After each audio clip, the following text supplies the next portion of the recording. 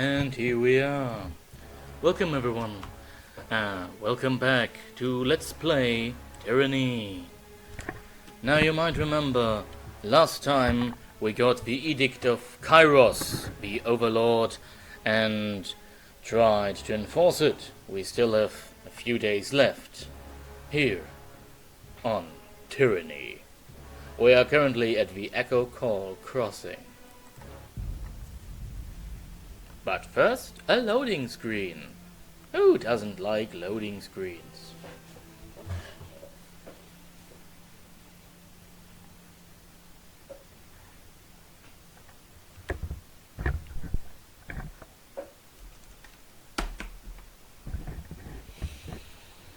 Oh well, oh well.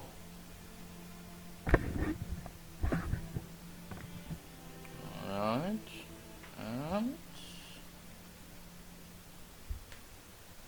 and we're in.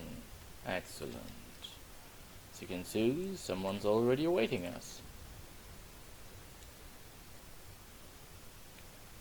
Antio and Bit-Equip. Oh, him again. Back over here. Maintain defensive posture. Winded, the disfavored commander clutches his bloodstained chest piece as he takes a deep breath, gathering his thoughts. His focus is on the scattered, wounded men around him. He has yet to notice you. Your plan has been a rousing success. Most of our troops dead, a bridge destroyed, and the Dungeon Guard pushes back to where we started. Ladies and gentlemen, the finest the North has to offer. And for your next egg, I needed those Furies on point. Don't mock my strategy after working against it. We could have taken them. What is happening? Shouldn't you be on the other side of the bridge? We tried to rush the western bridge, blow for blow. We had them running about. His gaze drops, a long sigh escapes. But halfway across. Halfway across the whole damn river just... The blood chanter gesticulates, flailing for words. Let's up! The cursed Britannies swallowed the bridge, and most everyone in it! Only real soldiers we have left are the Scarlet Furies that I, quite wisely, directed into a flanking position. A few of us kept our footing, but the advantage was lost. We had to fall back. As we did, the Oathbreakers surged down the east bridge. We held ground until they fled back across the river, but now we're back where we started, with only a fraction of the strength. A member of the School of Tides is alive and working with the Dungeon Guard. I assure you she's the culprit. That would explain it. I saw a woman dressed in blue on the other side of the river. Didn't seem like she fit in with the others. Had we focused our strength into one perfect lunge, we would have crossed the bridge before the enemy knew what was killing them. But it's not too late. We can use the Scarlet Furies to... No! Fool! Stop suggesting ways to get my gang killed! Are you working for the Oathbreakers? We shall wait until the enemy is no longer on high alert!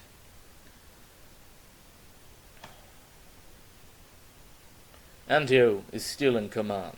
Follow his orders, or I'll find the next person in your gang willing to do so. No! The chanter rears back, face aghast.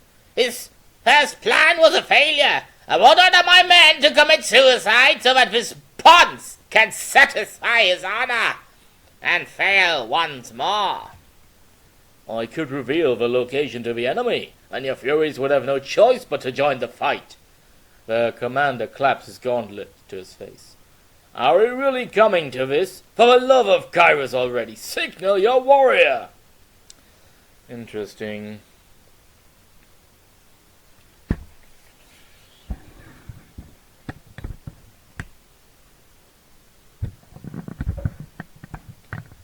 I suppose I'll have to tell the voices of Narat that his agents were soft and cowardly in the face of opposition. Huh? Do you think your words would change? The chanter smiles wide. I meant to say, perhaps the Fatebinder's right. Antio is in charge. When you meet next with the Archons, you will tell the voices I was instrumental in the success of the crossing. Just like that? But the favored warrior crumples his face in his palm. No, wait, I won't question it. Yes, thank you, thank you. Yes, you'd best be thanking me and the Fate Binder. We saved for this favor time and time again. What's one more? Listen up! For this to work, my Furies need a moment to get out of cover. Fate Binder, you need to run up the East Bridge. Don't get yourself killed. Just draw their attention. I'll signal my Furies to send a rope across while you have them occupied. There's no time to waste. Let's hope your gang delivers. Antio turns to you, nodding with a heavy frown. Thank you, Fatebinder, and good hunting. Interesting. So, the Battle of Agricole Crossing, and we have to attack the Eastern Bridge. We'll see about our success there. Now, east, east, east. Quickly, Fatebinder, to the bridge! Yes, thank you. On the lookout. Map's not as big as I thought it would be. Come on, come on. Ooh, something to loot. What do we see here? Engine, guard, heavy. Ooh, thick. I always wanted good armor. Where is it? Less recovery, less deflection, but more armor. Whoa.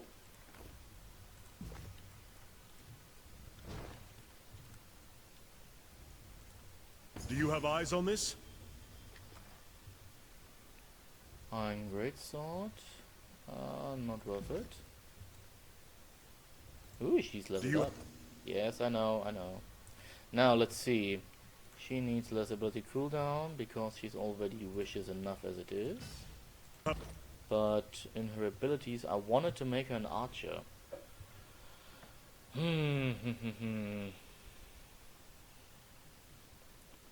Problem is, bonus to dodge and takes a making out penetration. Oh, it replaces burning iron. Now the question remains: do I wish her to be a duelist or a skirmisher? Not an easy answer for that one, I can tell you. No. We need a bowyer. We really need an archer right now. Now let's see. She already has this as a passive talent. This is a passive talent as well. What we need on fire much longer. This one might be useful. Yes, thank you. Have eyes on this? Now, do I have her equipped for bonus to her next attack? Still this one. Blade dancer. Now go to archer, please. Alright, now he's protector, he's body support, and I'm myself. Excellent. Anyway, let's go disable some traps.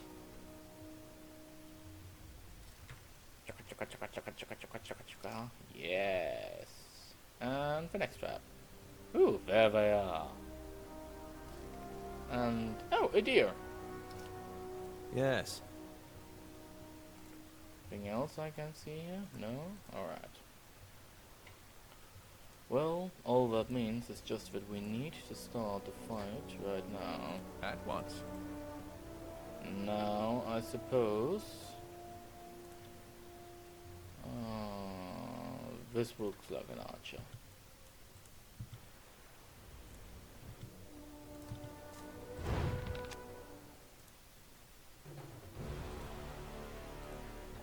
More talent.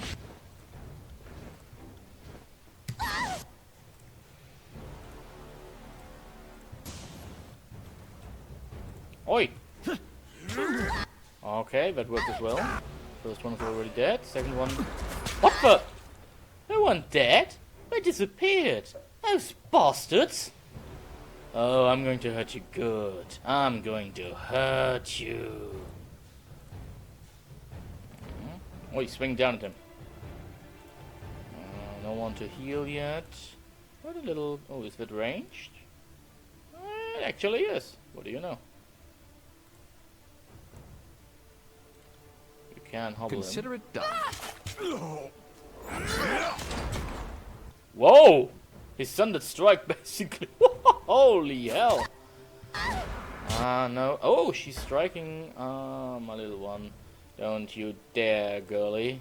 Don't you dare. You and me have a need to sell. Oh, they're both striking mine. Oh, you bastards. Their freaking blink strike basically moves them to my healer over time. So that's how they do it. Interesting. Bastards. Bronze does one-handed weapon. Is it for her? Oh yes, it is. Much better than Outbreak. Though you can't seemingly throw it. But then again, it's not really what I'm trying to give her. Not for him. And for him either. Alright. I got it. Slow and steady. Will do. Continue onwards, man. Continue onwards. Ah, yes, the Eastern Bridge. You just gotta love these combat chapters. Because they allow you to go so much further.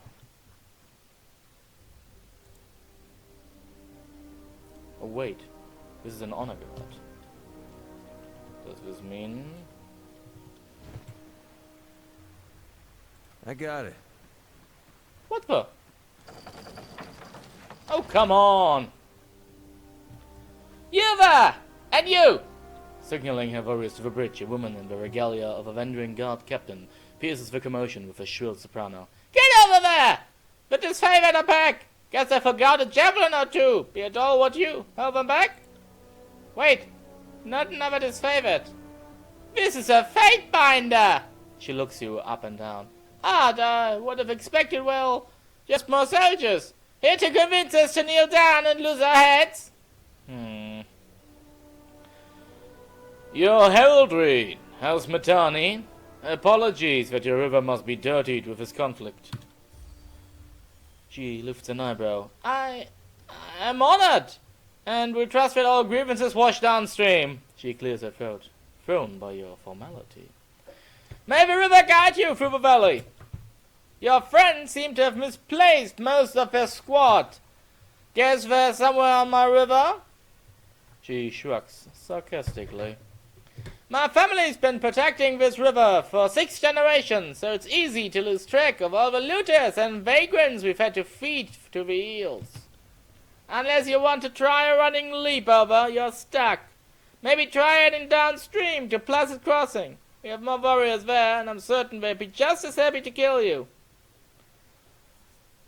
The Tidecaster that is this, same one that met me for a truce. Trying to take stock of our crew? She lets out a loud snort, laughing to herself.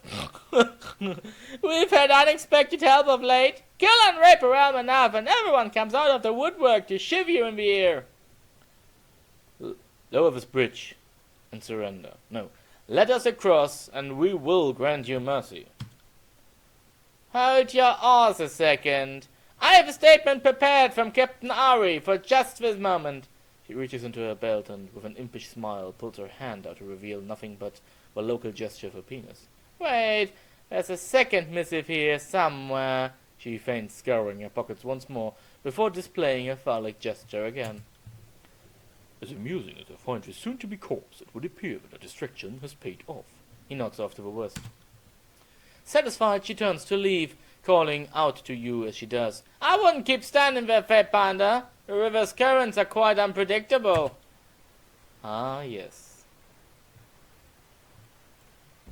Is it now? Somehow I have a feeling like she might have something prepared with her tight collar. No matter. Kairos will be done. Ba-ba-ba. No. Oh, though it is a little bit better. But I lose another full point of armor. Don't really want that. But a potion of arrival? Always. Now, what have we got here? Yup. Up to a quick item. No, no, no, no, no. Though I do feel... if we give it like... oh, he can't change his armor anyway, so it doesn't matter. No, no, no, no. Everything's alright. Keep it that way. And On it. everything's alright. No. I'd say that's worth a second glance. What do you have here? Bronze war mace. I really have to take a look at what the F that is. Tiersman hunting bow and a broken fox. Let's see, is it better than what he's currently using? Nope, it's exactly the same value. The bow she's currently using has the advantage of being explosive. One weapon crit, damage fire versus dodge, both fighting square and missions to see more than its share of combat. Alright, nope, all good. Great.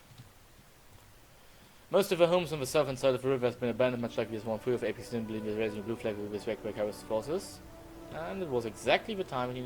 Can I prolong the time that the tooltip is shown?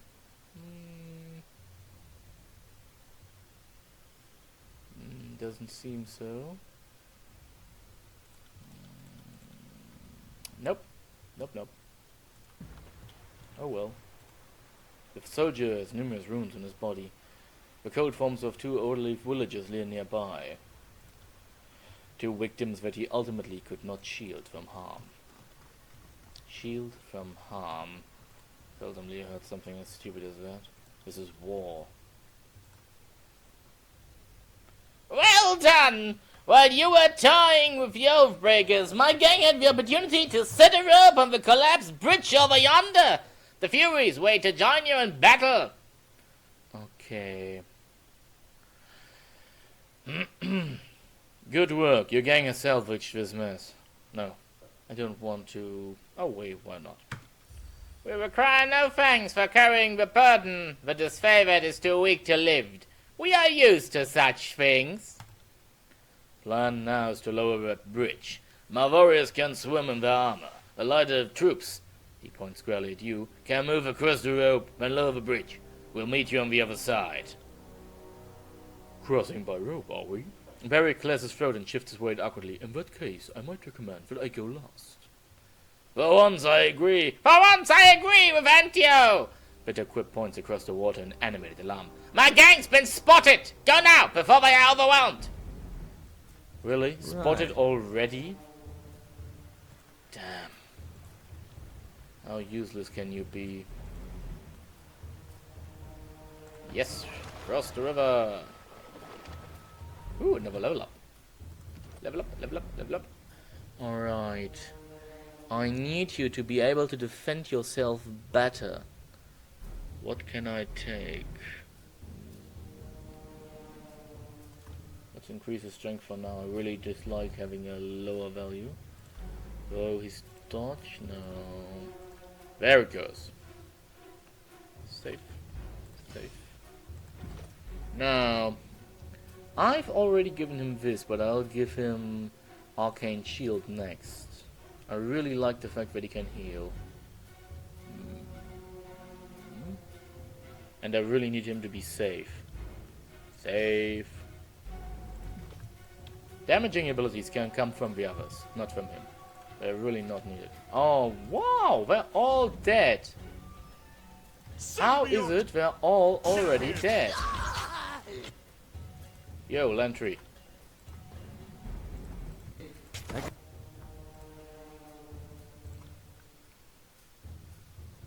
Got it.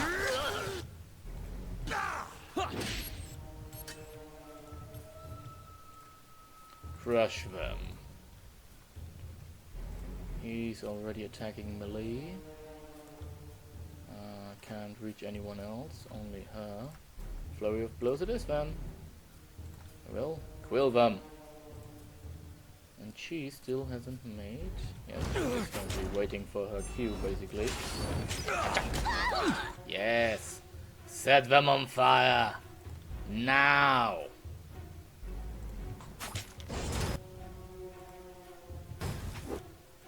Has he just tried to hurt me with that?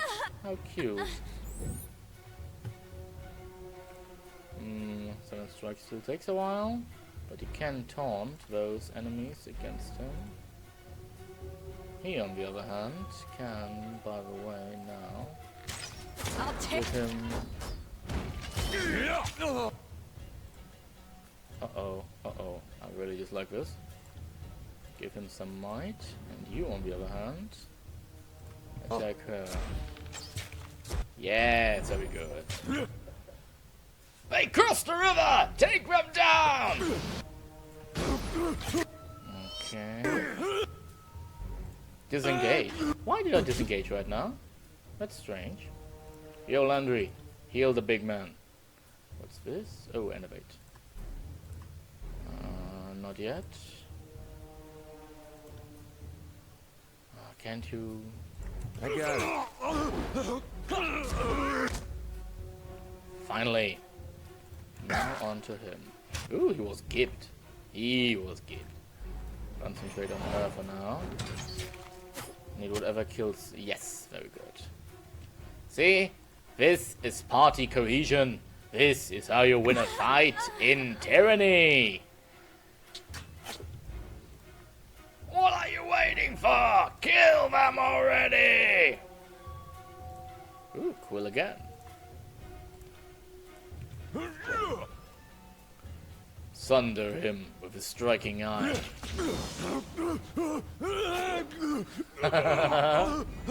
That's... My armor is so thick, he's striking me for 1-1-1-1-1. This is amazing. Even with all the waiting time, I can simply survive it. This is nice. This is real nice. Ah, nice. Nice-oo! Yes. Though I need another weapon than the Great Mace. The Great Mace is a really shitty thing. And what do you know? They're all dead. Well, too bad. Yo, Lantry, new helmet for you. Suppose. No, not really. Too bad. Now let's see. Quiet down. It would be useful to be quiet for now, especially I'll stay considering downwind of our how we enemies. are currently near these positions. Kairos' butchers have come! Flee! Oh, come on! Haven't butchered anyone yet. Retreat! Captain Matani signals for the troops to run to the nearby village. There's too many! They've crossed the river! Pull back! The Vanderin Guard soldiers rush forward and adopt a close formation, covering Captain Matani as she retreats towards the nearby settlement. Brandish your weapons meaninglessly. Raise your hand if you leave behind orphans. One of the soldiers panics at the proposition and breaks formation to flee. Fool. Too bad I can't seemingly get her. Oh, we leveled up. Nice. Oh, I need an increased... we need more accuracy. We need accuracy desperately right now. Now, let's see.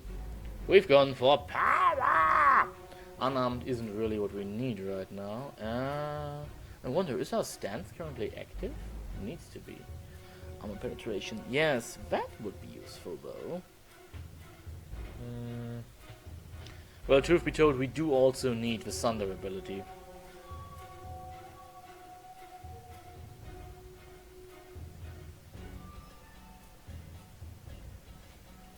Though all of these are kind of useful in one way or another.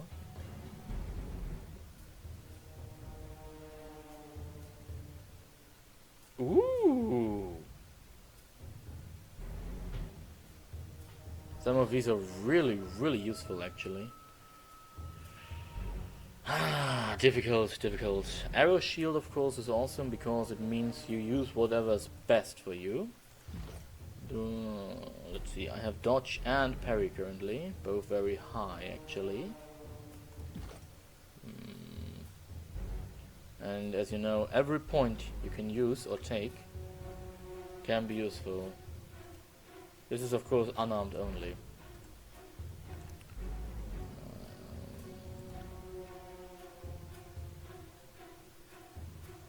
Blinding your opponent. Attempts to open a major artery. Can be used with two-handed weapons though.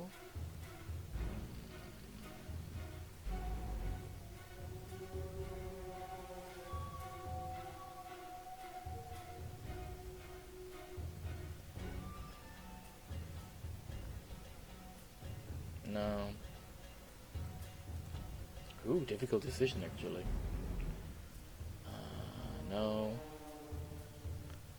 That might be useful. Mark enemy actually. That seems useful.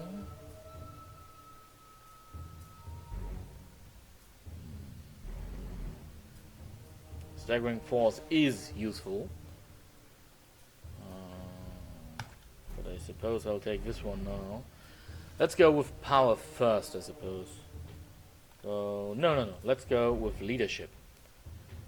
Alright. We're using thrust often enough as it is. Now, you go for him. You, on the other hand, you go for him. As do you. And you. And you go for him. More tallies to the body count. Excellent. Ooh, a mage. Now, let's see. Bum, ba-dum, bum, bum, bum. We don't want it trust, we want this. Yes, excellent. Right. Just continue your. Oh, come on! No. You're going to Tear furious your blow. scalp out by your ass. Heal him quickly. Consider it done. Get back here. Yes. Burn. Oh, but burn the mage. That's always a good thing.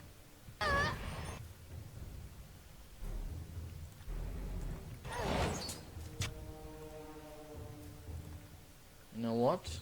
With a Titan's touch, he can hold out that much longer. No, don't, man. Just no. Oh, he wants to taunt them or him? Oh, why are you trying to taunt the man right in front of you? Cleave him.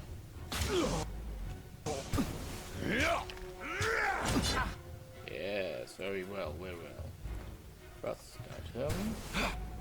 Both are equally low. Oh no, the one to the left is worse. Finally dead. Means I can quill her. He can sunder him. And she can hobble. I'll tear your skeleton out by your ass.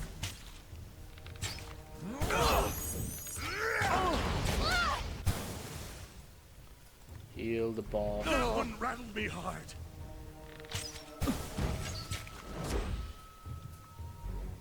Don't be such a... You already know.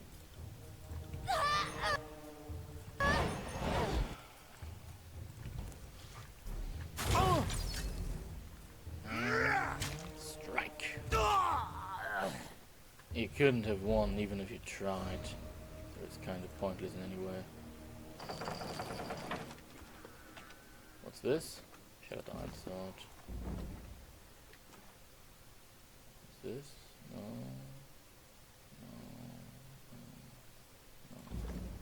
On it. Excellent work, Fatebinder. We'll hold the bridge against any reinforcements. What's this? Oh, garnet. Nice. Suppose I already found the Fatebound Iron, actually. Good. Now, let's see. What's this? Cheese. Interesting. Already know. These empty crates appear to have significant water damage. You also notice a small series of notches on the top left corner of each box. Strange. What's this?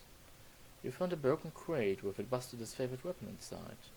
This must have been part of the shipment. There must be more clues nearby. Oh, right, I remember. We are looking for his favorite weapons. But, no. This is Echo Call Crossing.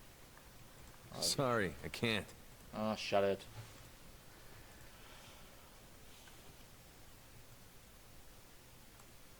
Sorry, I can't. Yes. I just upped the game audio a bit, you know. Yes, they say, for your amusement, basically. But there aren't any clues nearby. Did I miss something? The rest of the shipment must be nearby. Do they mean nearby as in on the next map? Because that I could believe. Oh, the level up denied his wounds, basically. Healed them all. No, it's not here. Oh! This is a new icon. Oh, it actually is a next map, it seems. Because he's not loading the world map. Interesting.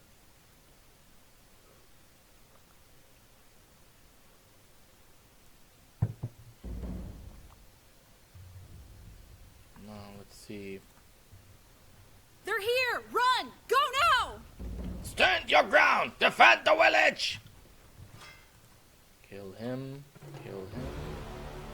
You hobble him. And you quill him. Not happening. Pay attention, kids. You might learn a thing or two. Yes. Always. Always. Thunder his ass. Count on it. I have to say, I really like the music.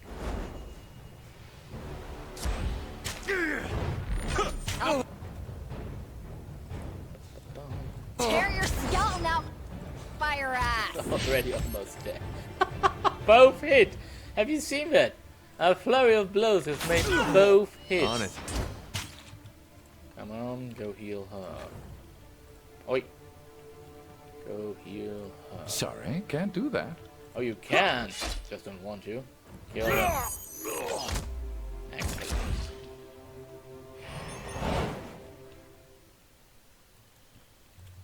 Why did you not run, settler? What is this? Another broken armor. And... oh, that was his loot. Version of the run. Ooh, nice. Thank you. Please, my children are inside. If you must kill me, do it out here, away from fire. I'm not going to kill you, you fool. Why do you think I should do that? These people are to be spared. There's no point in killing them. These are not the oathbreakers I'm here for. These crates have a small series of notches on the top left corner of each box, and scuffs on the ground suggest they were dragged from their nearby homes. Yes, this is Echo Cold Crossing's... well, you know, market. Some raw meat. This won't survive a day, of course, but, well, it's right now nice to have it. There is an enemy on top. Open up. Got it. Nice. Nice-oo! Right. The fact that those are settlers, there's the next enemy. You see what I see? I do, my friend. I do. And trust me when I say they will eat it. Thank you. What's this? Level up bonus. Oh, nice.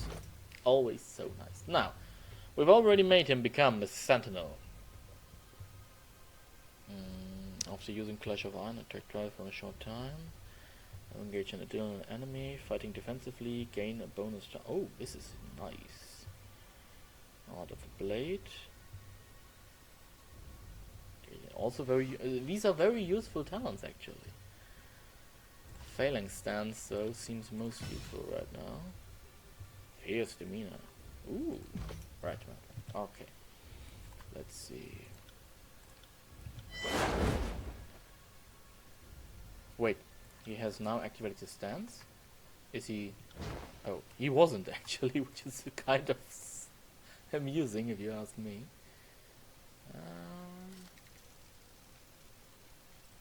Alright, and the second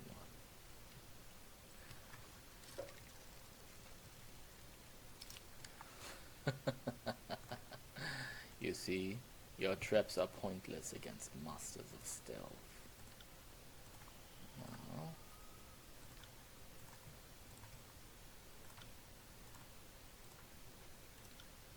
Right. You've been quilled. woo! Ouch. She really is not that big on vitality, is she?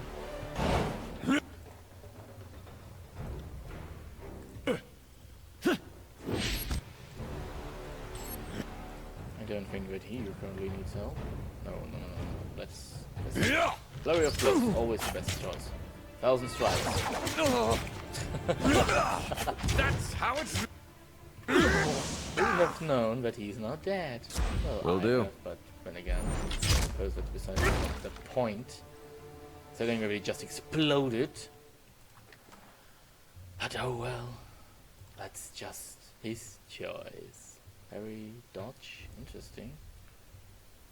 So you use parry with a shield. Why is his parry so much worse? And more broken armor, of course. Right. No, wait. We can go upstairs, it seems. Means there must be something up there. Interesting. Camping supplies? Ooh, what's this? Ah, mirrored stompers. Less armor, but it has spell reflection. Ah, that's a worthy look. Reflects 10% of incoming hostile spells back to the caster. During conquest, will process suppressed unreal. Ooh, yes. Yes, please. Nice. Now let's go upstairs for now. Is there anything up here? Ooh, actually there is. Funny thing. Some water. You and you. You go here. And you two, On you it. go down there.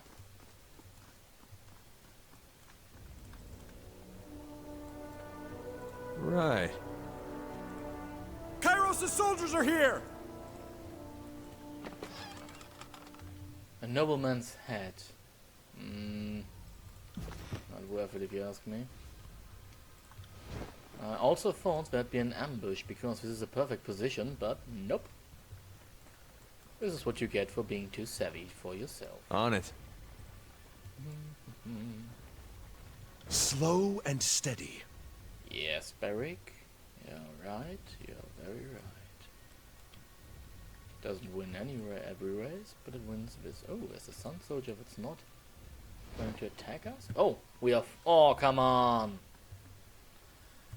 Matani Sybil's shrill voice pierces the air. A clarion call addressed to not you, but to the citizens of the village. Do not fear, sons and daughters of Apex! Kairos' hounds are at our doorstep! The Vending God will not abandon you! Brave warriors! These foreigners and sellers mean to burn our homes and butcher our families! Summon what strength you have and show Kairos the price of taking our land! Several soldiers step out from half-closed doorways and dimly lit alleyways, fury blazing in their eyes. The partisans shout battle cries to marshal their courage, and you save a grey gleam of iron as they brandish their weapons and charge. They've stolen our weapon supplies. How in the name of Ash did these hill folks get their hands on iron weapons? Barrick regards the locals with momentary panic and bewilderment before setting his stance for battle. That's actually good question, though I know the answer already, of course. You go forward, you go backward. And you set him aflame. You? Come at me, grave meat.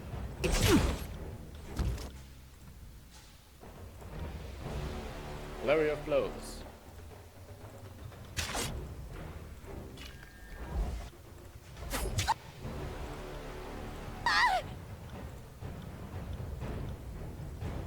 Not a problem, boss.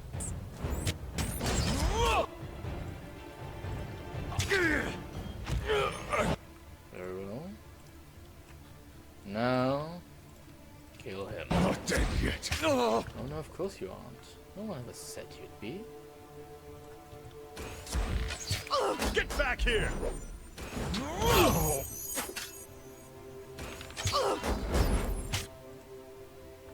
Really now, foolish child? Do you really think that'll change anything? Will do. Did he just try and fireball me? Poor. I'll take care of it. Who is this, by the way? It's a sage apprentice, alright. Sunder them. As you command.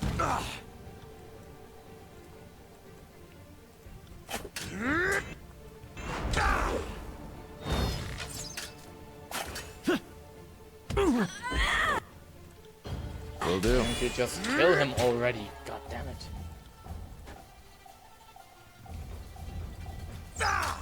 Get back here. Ouch.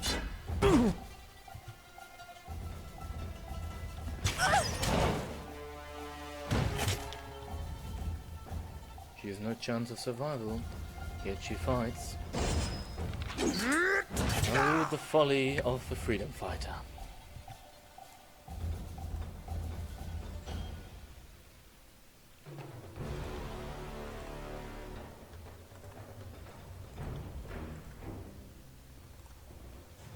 At once.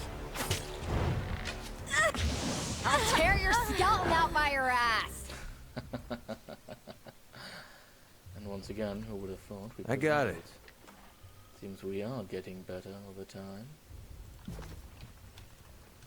Not as fast as I'd like it, but still. That wasn't so hard. Iron here. Ooh. Let's see. Still less parry, but not as bad as the other one. And still less. How is it that even in iron, their shield is shit?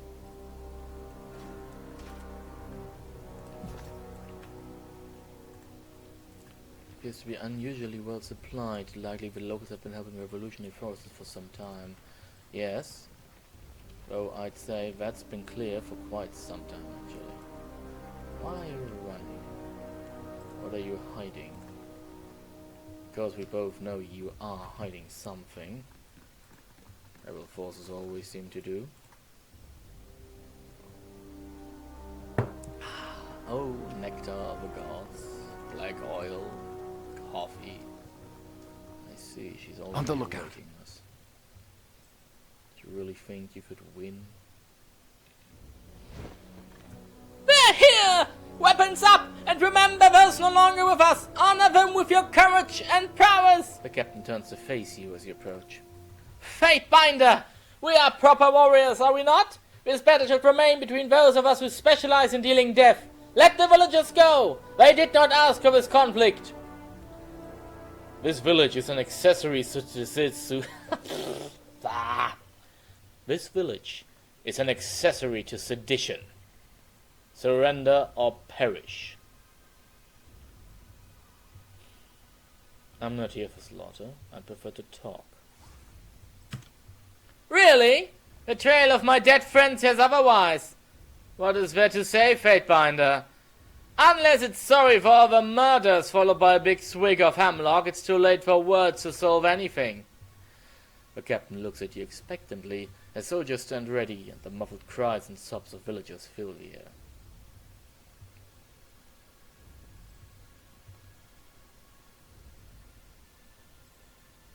Kairos ultimately brings order. Why resist unity and prosperity?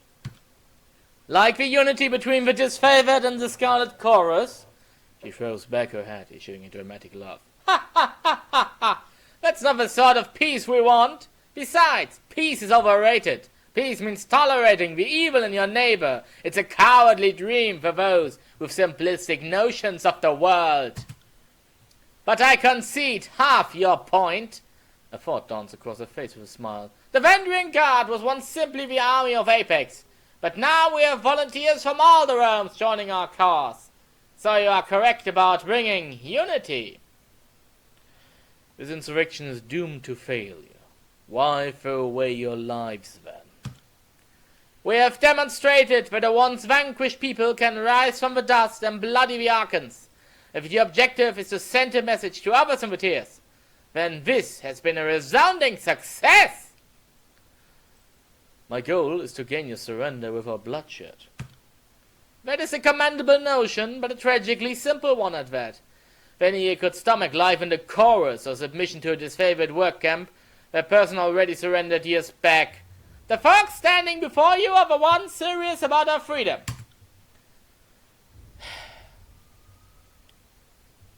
If I will not have your cooperation, then I will take this village by force. That's about the logic I expect from one of Kairos' pawns. The captain points at you, hefting a blade ready. I want this spineless pile of shit off my riverbank! You just doomed your people to death. I don't need to understand why you want that. All I need to do is that you do.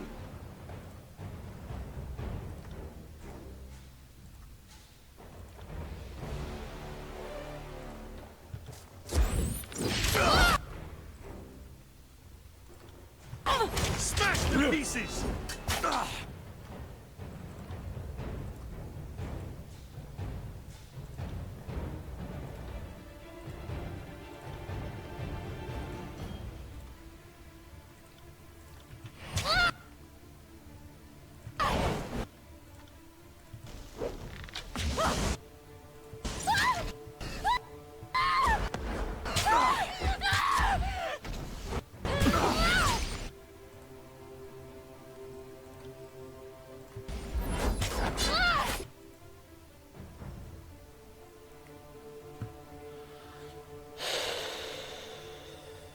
Great. This weapon is No, not as great. entirely worthless.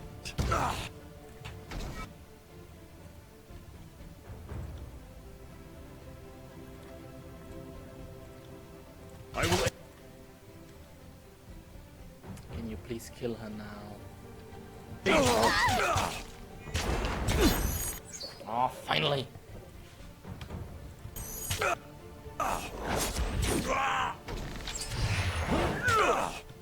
You're not making that much damage, my dear. Dealing. Not dealing that much damage. Eat. No.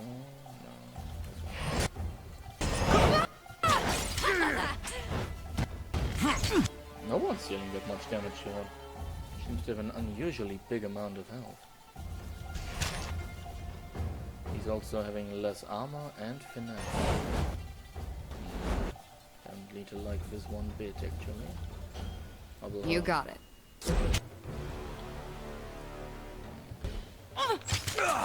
Oh, they have 2 healers on duty. That's why. So she surrendered. Too bad for you that you already declared your stance, my dear. Because your life now, to me, is worth nothing. I'm already wounded, it seems. Don't like this one bit, actually. Oh, man. What? I didn't come on! I didn't disengage! And you saw that, by the way. It would have been completely pointless, truth be told. No. Kill him, please. You, on the other hand. Take that! What the hell just happened? What? What? Oh, he's confused. Oh, great. Why would you be confused now, of all times?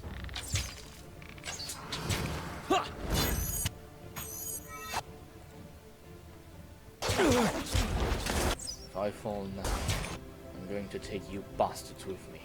Can be sure. I got it. I didn't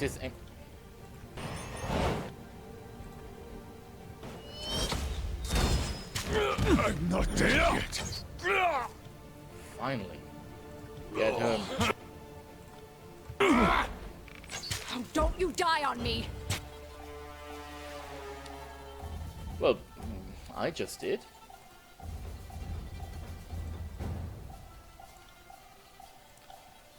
The rest, still fine.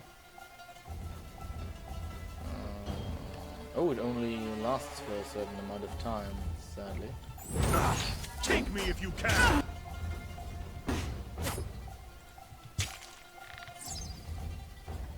You two concentrate on him. Don't have any choice anyway. Finally.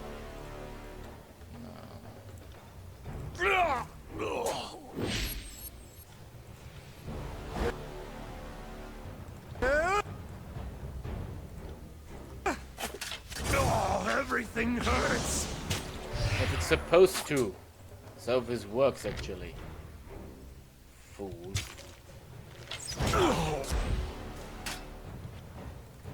He has his stance activated. Yes. Alright. So at least he can now still sunder his opponent. Who still has an I'll do it for the abysmally North. small heal hitting rate.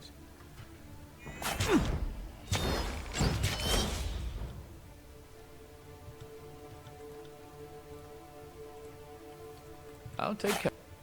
Finally.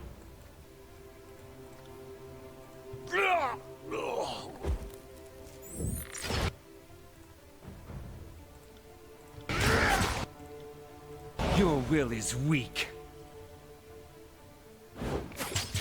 My will may be weak. But you are going to be dead in a second. Bleed out, you little shit.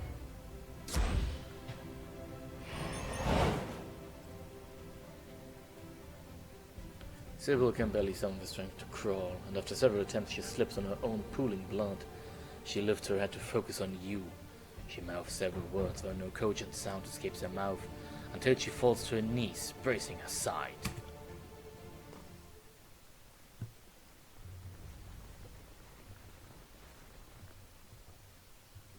Well done, Fatebinder.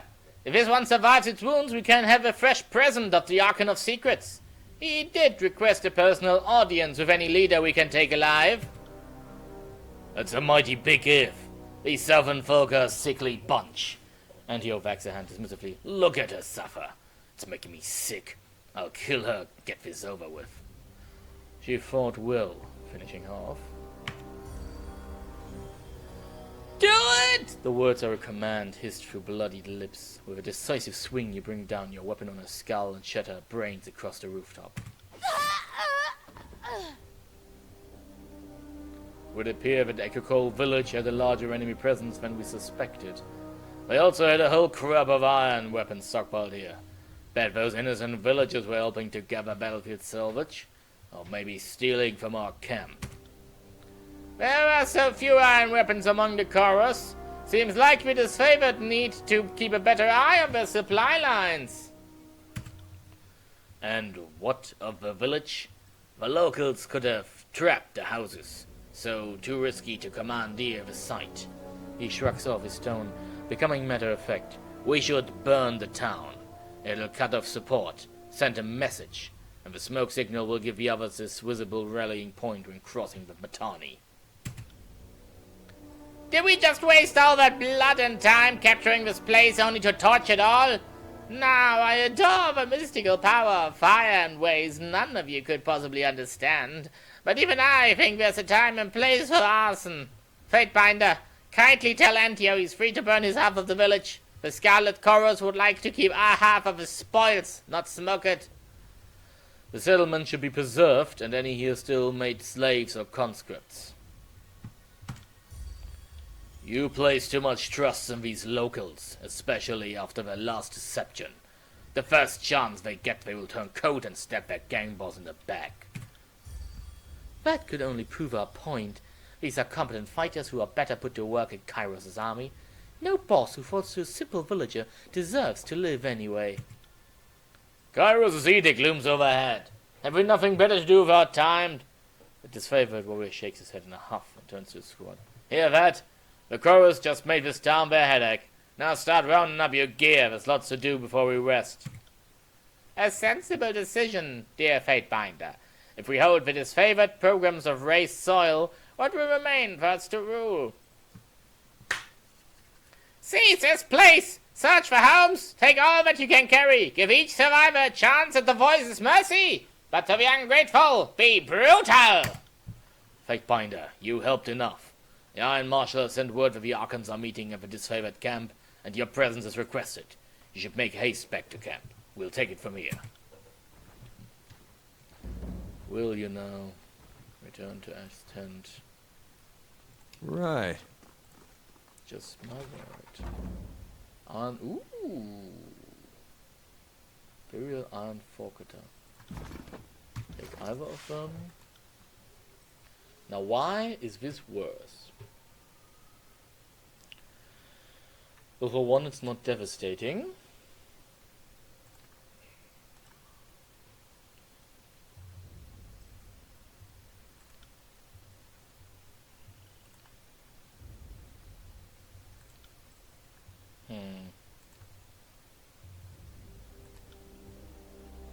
Recovery time is the same. Range is the same. No, actually, even wait. Recovery time here is less. What? How would? This doesn't make any sense. On it.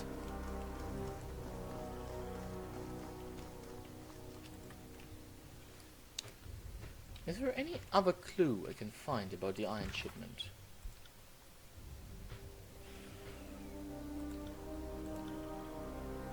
Located somewhere in the village. Yes, I thought so. Didn't find them yet, unfortunately. Maybe they are somewhere I haven't searched yet. Ooh, what's this?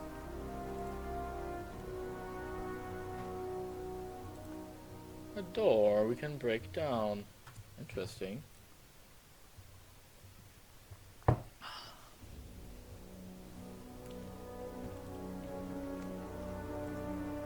There's a list on old crumpled paper, while various simple items for crafting and food repair. Repair crossed out, most food items remain. And what is this? Sandals. And forge-bound iron ingots. The old man barges in through the door behind you. You motherless whoremongers! He attempts to usher you away with a pointed end of a walking stick. Get out! I found forge-bound iron in one of these barrels. I have a great deal to explain, old man. The old man points his walking stick at your face. It's all one as to one young one pushing the old. I had no choice in the matter. Strange man appeared a fortnight ago. They claim to be supporters of the Wandering God, but I've never seen them before. He stamps his foot in a fit. I had no choice. These so-called freedom fighters threatened my life if I didn't comply. Matani showed up for the iron. Not exactly. She stumbled upon it just like you did when she was helping fortify the village. She was just surprised, but she happily took it. Villagers forcing you to help the Wandering God? That sounds suspicious. Have you been listening to a damn thing, I say? Or do you have shit for ears? His face twitches as spittle lands on you. That's exactly what I was saying! I don't want any part in this foolish war! Seems like your stubborn ignorance may have saved you. I'm taking the iron. You stay. The old man snatches your hands and shakes them with what little strength he has. Thank you, Fatebinder. Return to Isotanis. Righto! With this, we'll go for a little break, and I'll be back in a few. See you in a few minutes!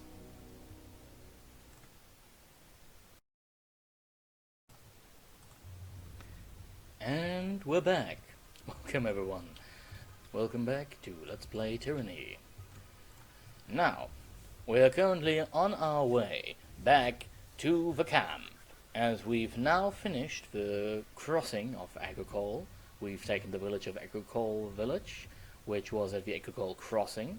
We've helped find the Earthshakers, and we've also basically resolved the forge iron problem, which we had found early on. Oh, it still seems we can exit here instead.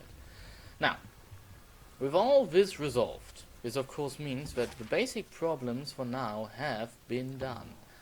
5 hours later, maybe it'll be a little bit more. Oh yes, the light's coming to the land. In any way, what the important part about this is the fact that we might have hit the first early milestone. Whether we truly did or didn't will remain to be seen. Back at the camp. Oh, what's this? Scouting. The tiers are a dangerous place full of... Alright. Scouting mode is basically just... Missives. You've received a missive. Missives are short messages carried by birds between distant parts of Kyrus' empire. Click on the missive icon or press V to open the missive interface and read your message. Ooh, nice. Tarkus Ari, Vendrian Guard. May the edict claim your worthless life. Ichi and the Archived. We're not completely without our senses. We knew Kyrus would issue an edict on our wally. Perhaps the Overlord has a sick sense of humor, but I can assure you I laughed when I learned the death sentence doomed the Oathbreaker and Puppet equally.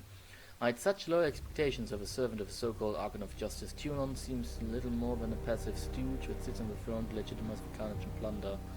The face of prosperity that lets Kairos claim one thing while being another.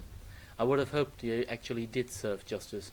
The notion, not the Archon, but your actions have said otherwise. At least I can thank you for proving my cynicism entirely warranted. If you survive this upcoming slaughter, bear witness that I, Tarkus Ari at the Vendrian Guard, do take responsibility for the actions of my crew. If my warriors come before the court's axe, tell human they were starving, desperate and easily manipulated into a struggle that was mine and not theirs. Sell this lie as well as you would sell the lies of your overlord.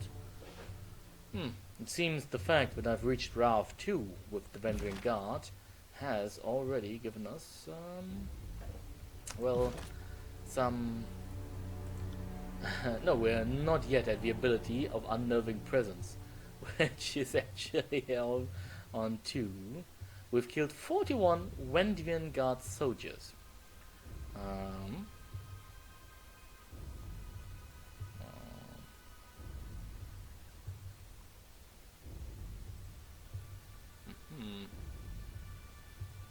Interesting. This is a passive one. I really want this one to have.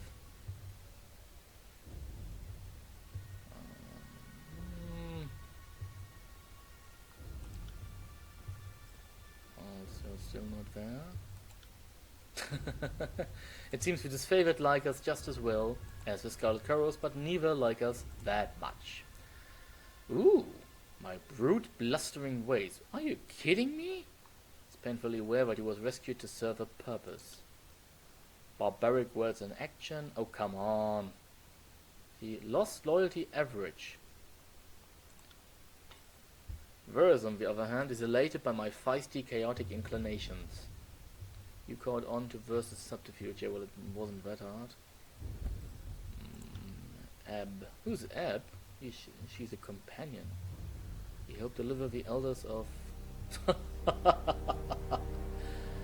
Alright, interesting. What was I missing? Quests. Battle of Ekpol Crossing. Return to State. Yes. In any way. Fatebinder, the Archons are in the war tent. I know. What might I do for you? See something you like? Let me see your wares. Let's see if we can find something useful for you.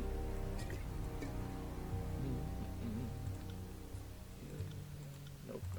Alright. Let me sell from my stash then. No. -10 to law? Did he wait? Well, let's go with all that's shattered or sellable first. Alright. What's this? Spire. Alright, don't sell this yet. Consumables. Ooh. I already know this one actually. Not worth it. Yo, get this raw meat. I can use this by now actually. Potion of protection sounds nice. Don't want to have beer with me, nor fish. Rodspear can be gone. The Azure Bell I will keep though. Oh yes, there's a whole lot of stuff we want to sell.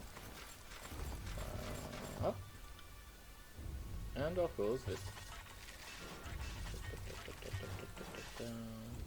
What's this? Oh, these are... Yes. Alright. And we're going to get an iron ring out of this. Nice. Now, has he got a new weapon which is better than what we're currently using? He has. For Lantry, not for us though. For us? Nope. Too bad. no. Bronze weapons, bronze sword. Oh, these were the things we sold him last time. I could have known. Oh man. Traded. Thank you. Go into your quick items. Now, Will do. what else? What else? With all due respect, our cohorts have proven themselves against these apex fools time and time again.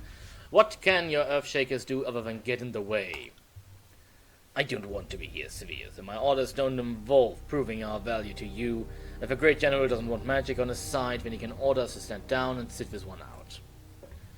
I don't question what your majors bring to the table, Hellspar, but I have my reservations about your leader. Why couldn't Radix show up at the siege himself? If he has more pressing issues than the state of a conquest, I should like to hear about it from his mouth. If Radix is not inclined to help, perhaps the next of kin might take his place. I hate to upset the chain of command during a time of war. Perhaps Radix's brother can convince him to remember his duty, Fatebinder. I thank you for the part you played. You didn't have to risk yourself, but you did also all the same. That's because I'm awesome. Ooh, also got quest completed. What's this? An emerald pin. Ooh, nice. +1 quickness or +10 parry. Oh, come on. Very well then, Barrick, you wear my stuff. Where was the iron merchant? This is the. Ooh, what's this? I didn't know there was stuff I could loot. And the bronze tower. Ooh. Now let's see. Oh, it's the same one he's already using. Nope. Why didn't I loot this the last time? Or did I? Can't remember. Damn it. What part of no aren't you grasping? Have you found the iron yet? Isotanus gives you a full look of expectation. Here it is. Good thing the Oathbreakers didn't get their hands on much. I can't tell you what it means to have this back in your hands. I make sure to tell my superiors about what you've done for the Legion. You need something else? I'd like to see your wares. Alright. Yes. Completed a quest. Congratulations. You don't have... Well, he has an oathbound dagger, but it's... Well, it's a dagger. Not really what I was looking for. Oathbound helmet. It's kind of good. All respects, actually. Alright, stone shield, 0.5, and piercing armor, piercing frost. Oh wait, this is piercing frost, and this is piercing frost. Oh, this is an oathbound, basically, which is a different kind of. And he can now get this one, yes, excellent. Okay, yes, I'll take these two. Can I sell you anything? Of course I can. Pass. And a gate. Some grain. An old tower shield. I think this will be useful.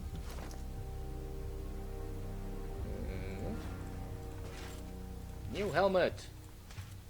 And for you, new shield. Even worse, better shield.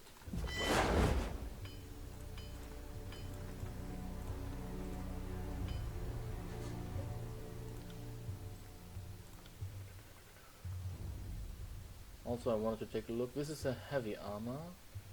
This is runner's armor. This is light. This is also light. These are both light armor. Interesting. Not really what I was expecting, though. Well then.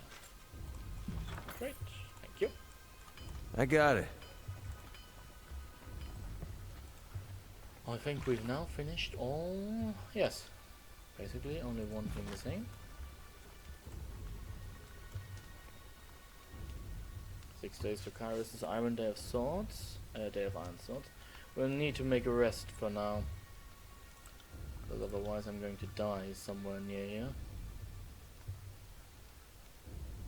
And into the tent we go.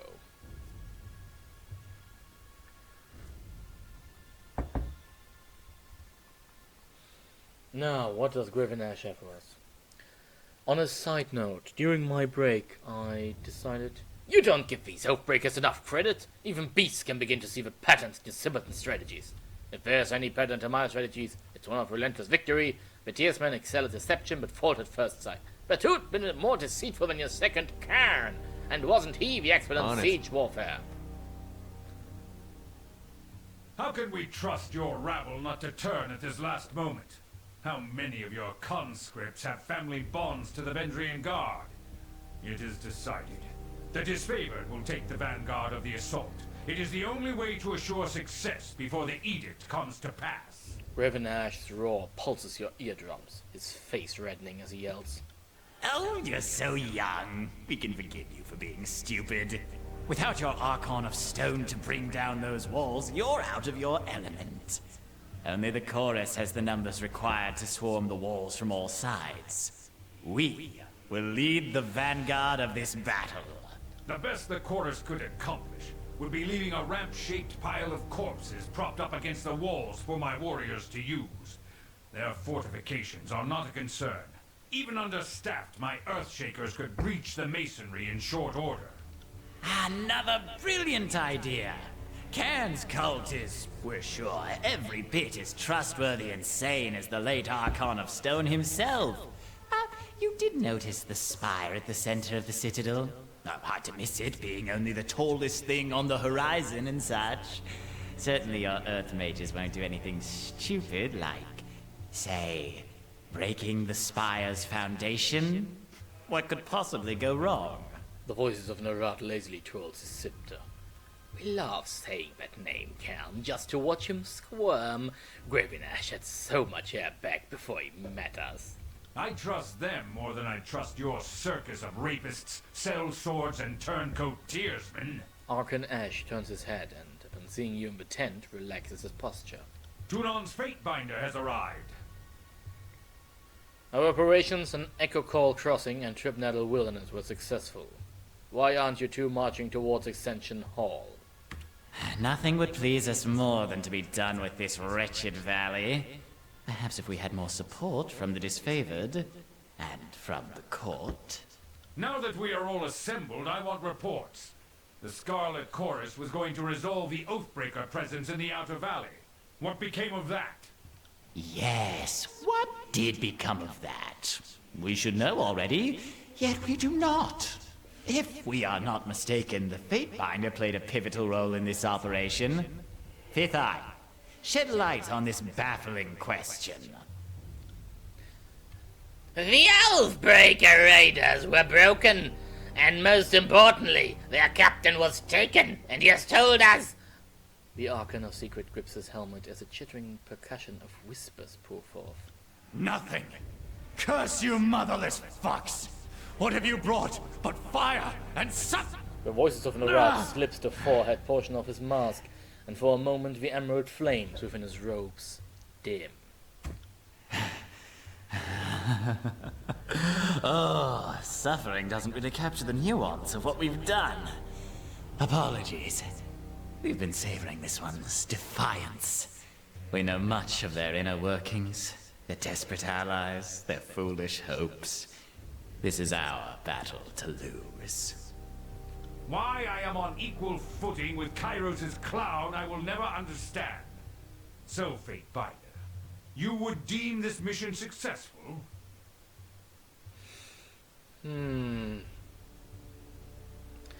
Pilox Florian was a boastful leader from an influential family. His recruitment will demoralize the enemy.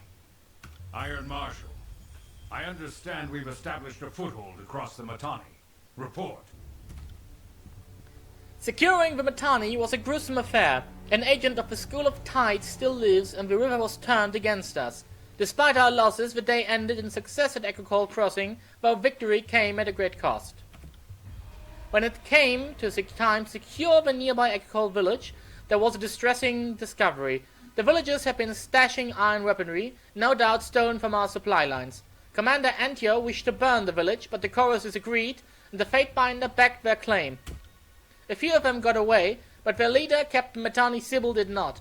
Our spies tell us she was one of the founding members of this insurrection. Her death will no doubt dishearten the Oathbreakers. One less noble scion of Apex with delusions of relevance. Good riddance. Have we forgotten why we marched south in the first place? Are we to rule over a sea of corpses? Have you any idea how difficult it is to tax dead people? Your treatment of the locals is short-sighted. We alone follow the commandments of the Overlord. As if to emphasize his words with a conductor's wand, the voices of Narat flourishes his jeweled scepter in the air. This is absurd. We aim to bring mercy and peace, while Ash remains fixated on ruthless slaughter. We take the noble path of tolerance, acceptance, forgiveness toward the enemy, while the disfavored would happily see every tearsman in a grave or a cage, and yet we're seen as the wicked, troublesome one.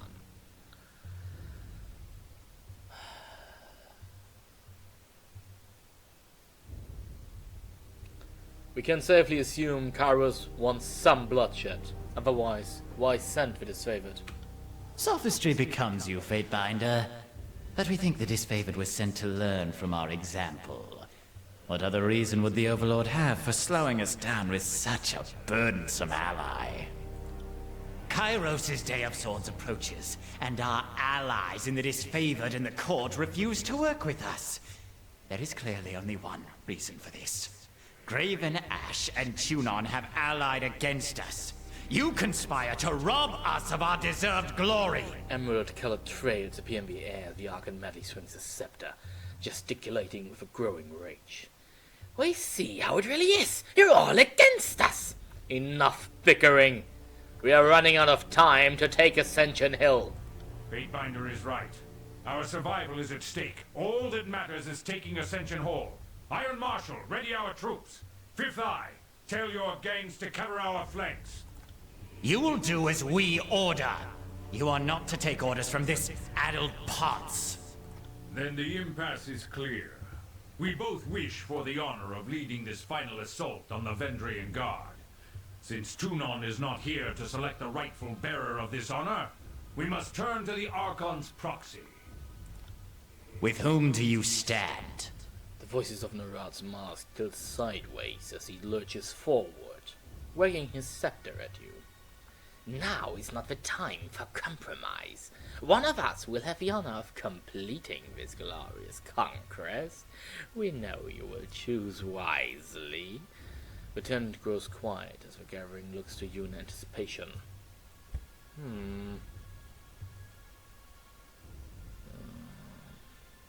The Scarlet Chorus will lead. You'd stand with the madman and his rabble?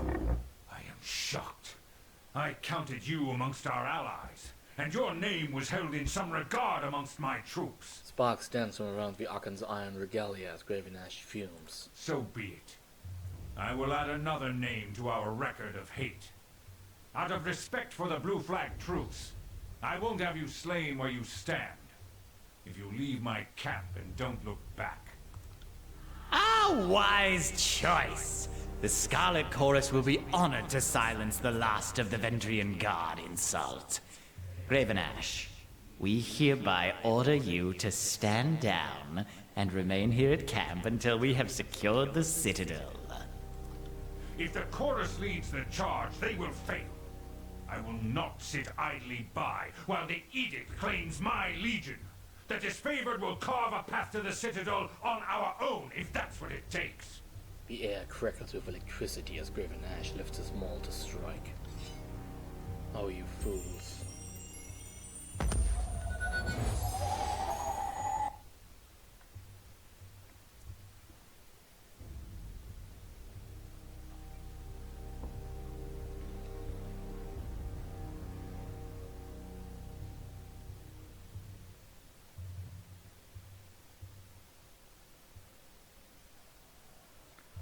Fatebinder. Your vision comes into focus as does the feeling of a hand on your shoulder. Are you with me, Fatebinder? You don't look hurt, but say something. Something. Ah, good same old Fatebinder. Was worried there for a second that you had been seriously hurt. Your guardian here came to your rescue. The crimson spear taps Beric in the shoulder with a hearty smile. Beric turns to greet the jester with a cold stare. I wasn't trying to save you. I was trying to save her. He points to Verse and sighs. And what happened, you bleeding hard iron shit tower? Verse crosses her arms and glares. I picked her up and she stabbed me. Put a dent in my side that I won't forget. So I put her down and dragged you out here to recuperate. What is it with you two? This is no time to narrate our life stories. If the edict comes crashing down on our heads, none of it will matter anyway. On that note, better to leave now while we're well parted. You've made your allegiances clear. I hope you serve a good long term with the Scarlet Chorus, and that we never meet on the wrong side of the battlefield. I needed to make a decision, and decided with the army that has the numbers. You're too quick to label me an enemy. This isn't about choosing sides. It's about resolving the edict. Stay with me as my deputy is least that long, then I will release you from service. I've had enough of your justifications and empty values. Your actions speak a great deal louder than your slippery words. How could I put my trust in an enemy of the great general? Why shouldn't I simply kill you now, traitor? Beric roars with inhuman fury and shoves you with all his strength. He raises his hands as if to strangle you, and then lowers them, trembling with restraint. No. You aren't worth it. I have too much to accomplish in service to the great general to deal with you now. When we meet in the field of battle, I won't have any reservations about cutting off your breath. You do realize that you struck an agent of the court, don't you? Beric stands perfectly still, his hands balled at his side. By my office, I command you to stand by my side as an unwilling vassal. Welcome to the war, soldier. Between my temper and your reckless authority, I don't know which of us I hate more right now. Very well. Know that whenever I raise my arm in combat, I would rather bring it down on your head. The voices of Narat has already departed for camp, and I'm headed there now. Come, join us. We would be honored to have you join us for the assault. He lets out a wicked chuckle as he turns to depart. I mean, not like there's anything left for you here. Thank you for reminding me, asshole.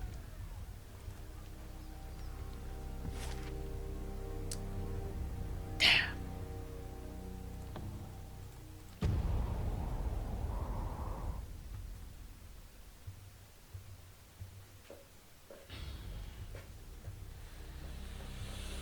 Man, I should have ignored that bickering, but somehow I have a feeling that the voices of Narad know something that we don't. I just wonder what it is. I got it.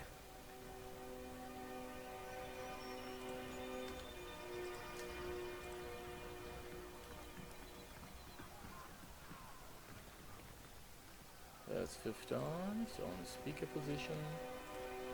There's Siren.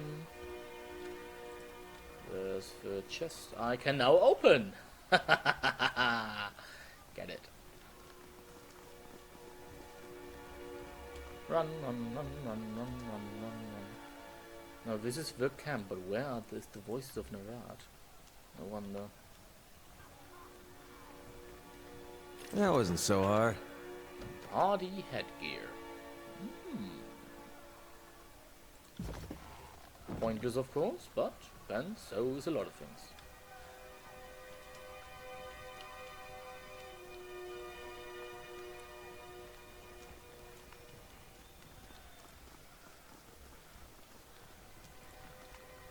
Where is the voices?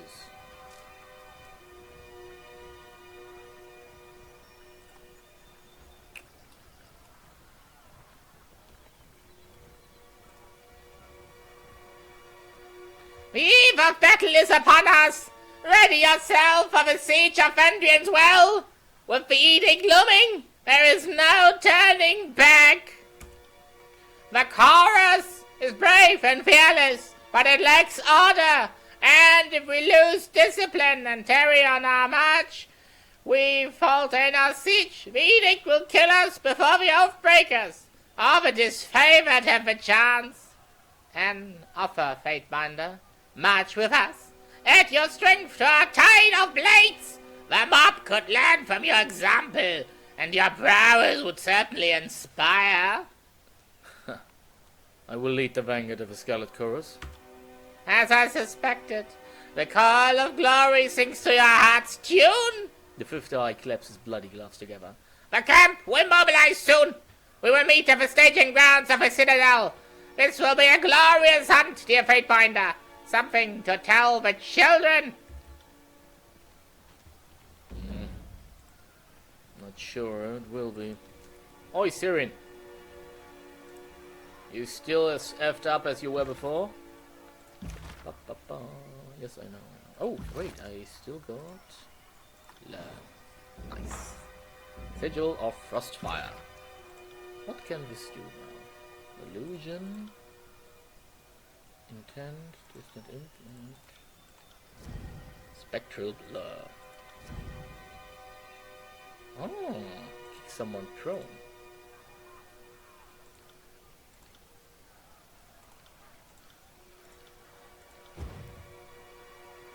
Enhancement. Sigil of Frostfire. Sigil of Strength 1 and range. Law 9! Are you effing kidding me? No, I don't think. You cannot view or modify Restoring Touch until you learn Sigil of Life. Till you learn Sigil of Vigor. Can I do this? Law 45? Nope. I can do this on the other hand.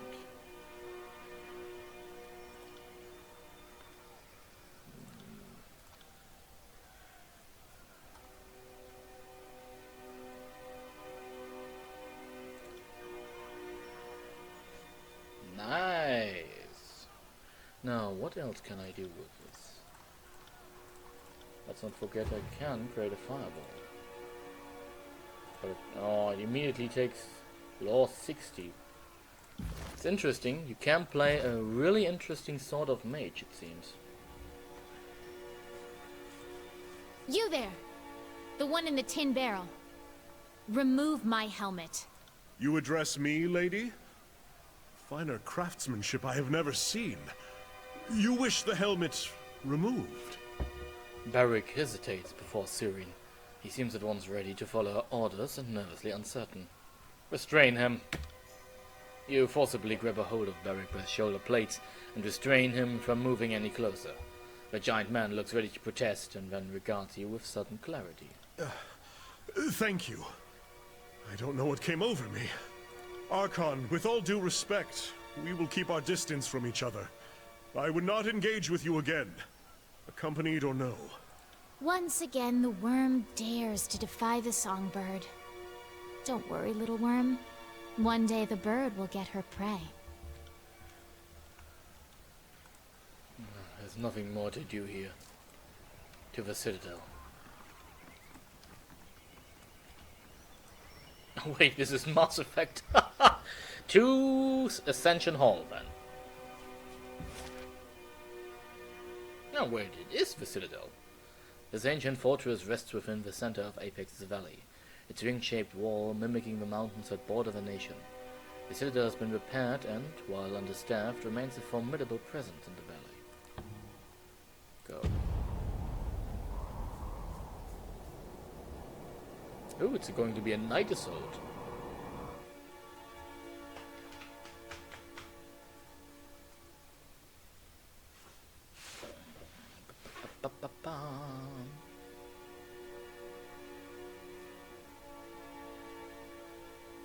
Fifth Eye is just ahead, cavorting with some blood chanters to the east.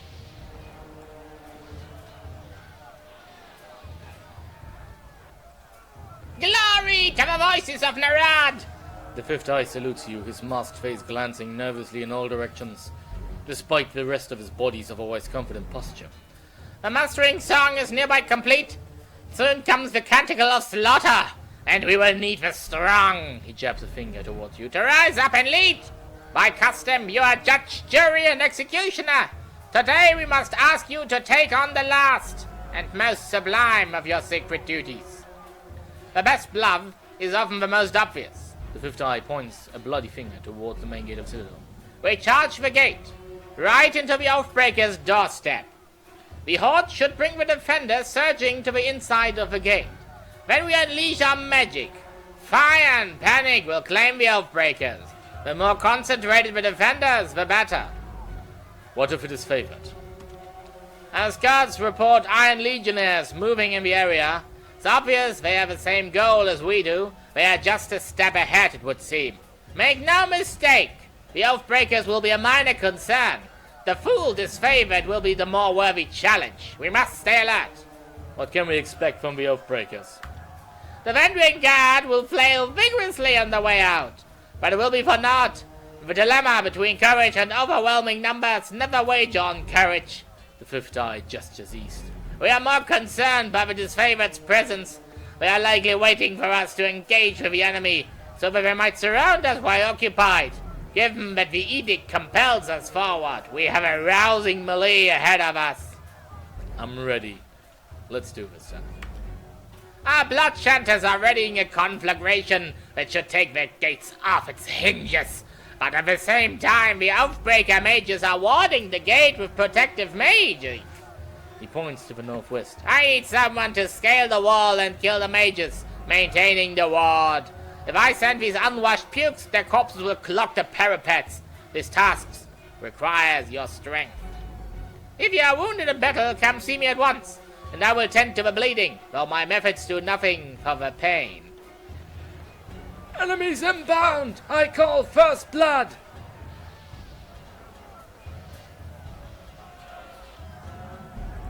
Well, plunder first. Send them at me in waves!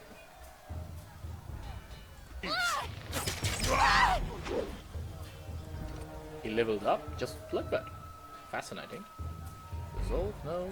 Minds. Power? No. Strength? No, not really. Less cooldown is always better.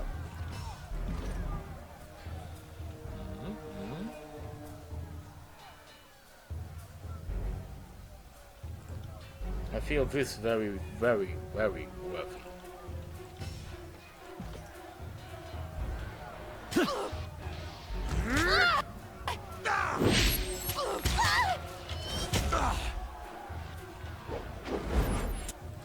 Consider it done.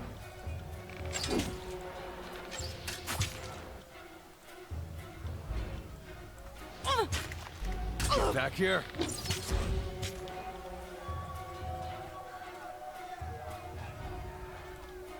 You got it.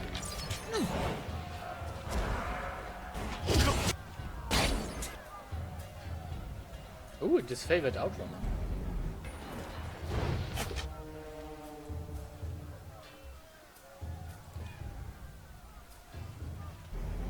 This weapon is entirely worthless.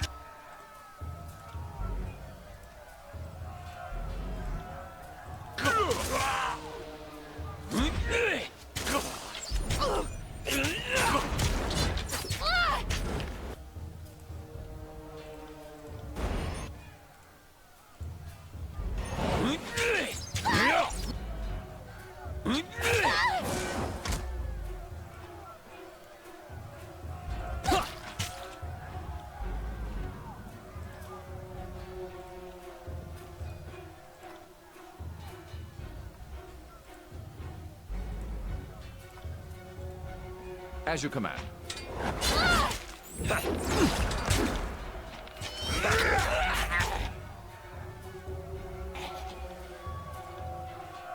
I got it.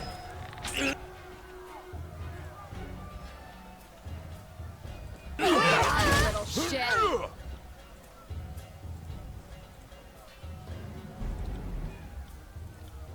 You got it. I feel... Ah! Goddamn blinker.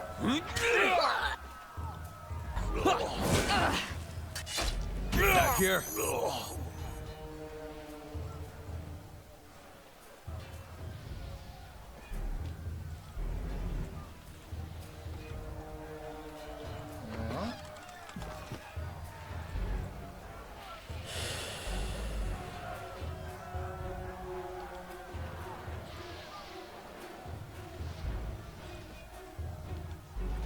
Oh, he's basically allowing me to rest, to make this a day battle.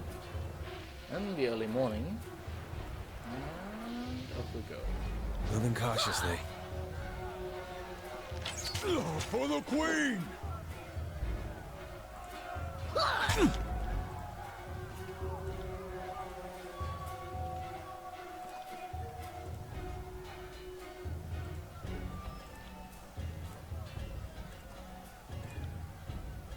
Will do.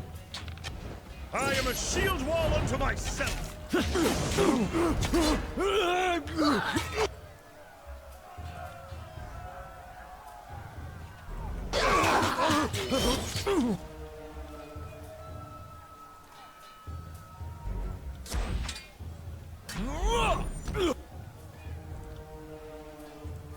As you command.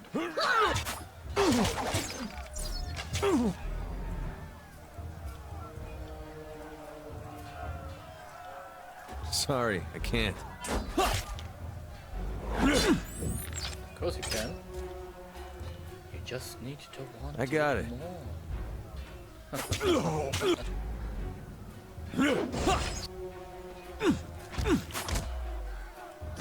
See?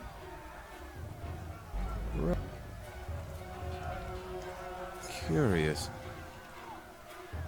Send me your...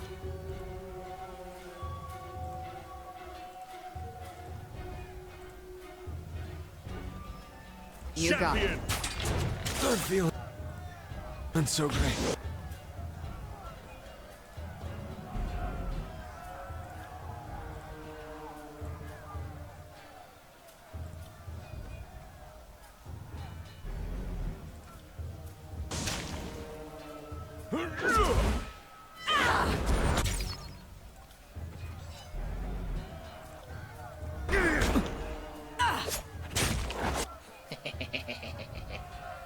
You can see she didn't expect that.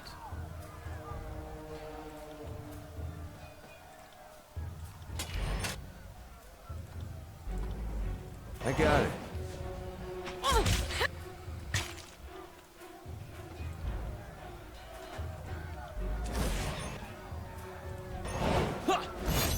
I'll tear your skeleton out by your ass!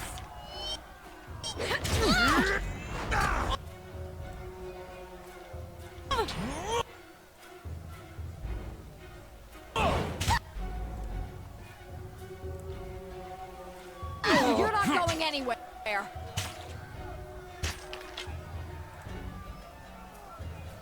I just got 10 damage, I wonder where. From. Oh, there's an archer. A rightful bastard of a person, if you ask me. As you command.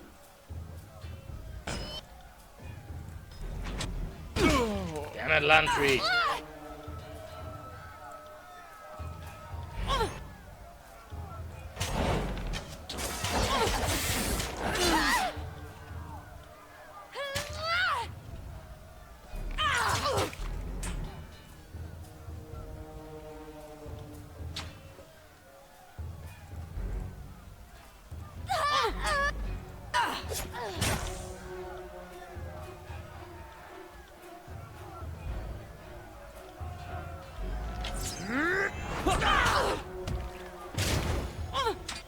Ooh, we leveled up again.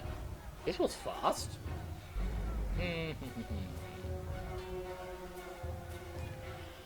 What to concentrate on?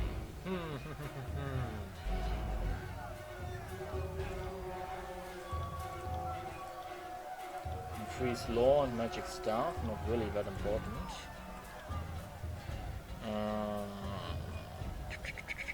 But we need higher accuracy still.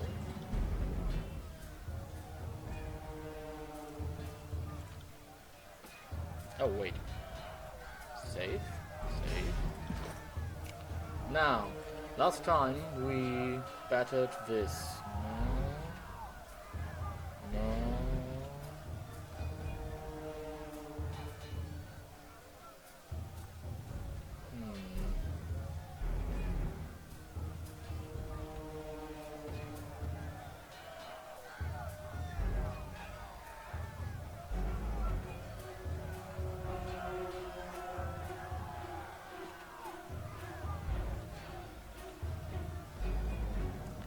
Remains that there are some very useful abilities.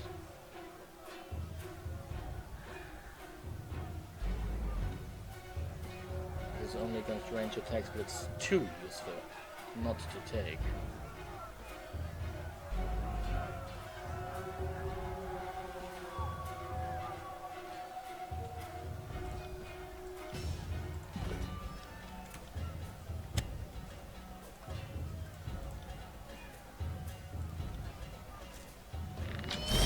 Seeing an awful lot of red. Oh, shut it.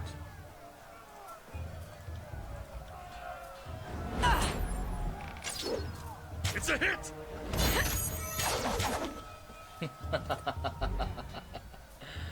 Just knew it.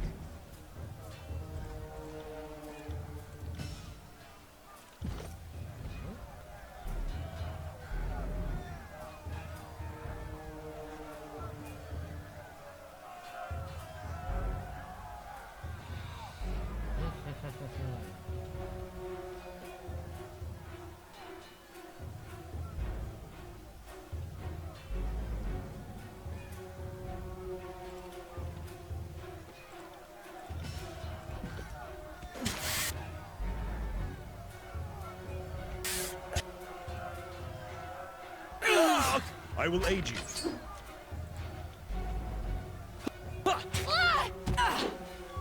What the hell was that?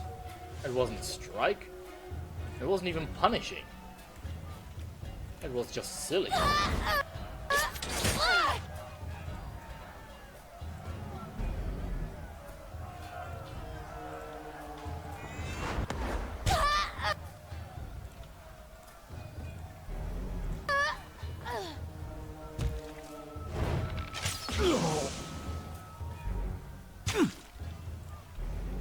Will do. I still remain. I think we can scale that part of the wall ahead. You don't say. No. No, no, no, no. No, no, no, no. I got it. Back down, back down, back down. We need to rest again. Who cares about time? I mean, we do have time. Now. Yes, yes.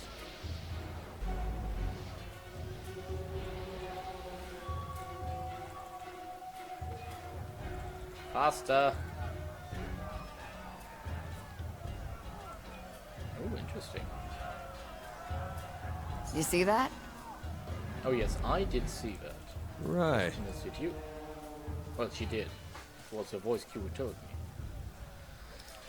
Ah, yes, and I'm a trap disarmed. Well, forward we go. It appears someone attempted to smother this campfire with nearby dirt, but missed most of the fire pit in their haste. Might we not simply break it? No. Scale the wall. Climb it. And up we go. Slow and steady. Clear the core. What? Clear the... No! We're supposed to kill the mages, nothing else.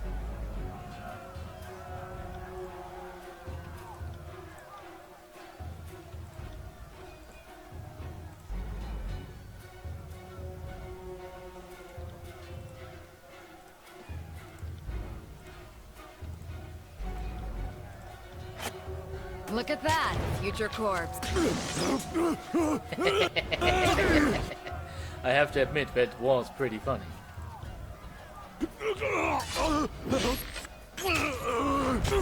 Yes.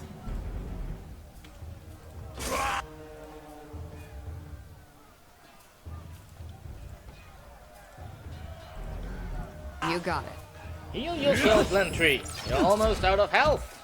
My armor feels... Feels lighter? What? What? Tell me. Well, he won't. Save. No. No. Possible? Ooh, yes. I feel this is very useful for a real seasoned veteran and fighter.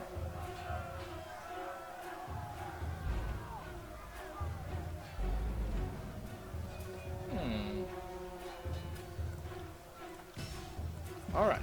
lighter. Ah, I see.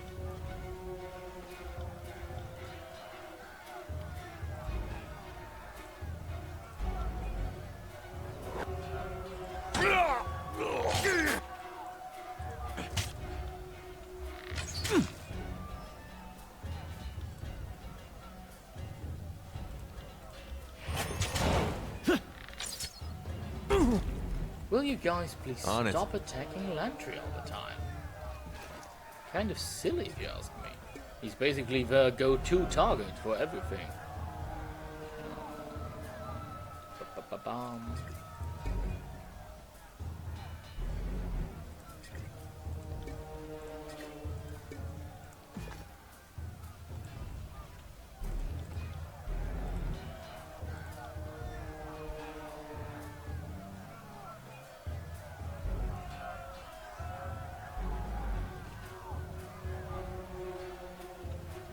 Oh, basically.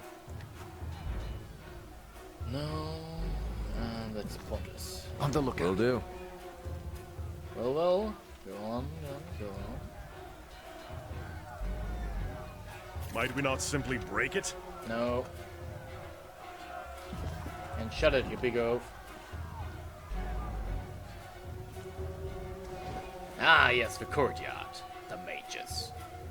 They scaled the walls! My company, fall back to Ascension Hall! Oh, man. Slow and steady. I hate when the game doesn't recognize that you're currently not doing basically this, but then again, I suppose hard enough for the game to do as it is.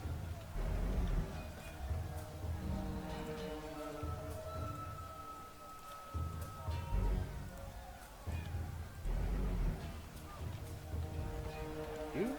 At one.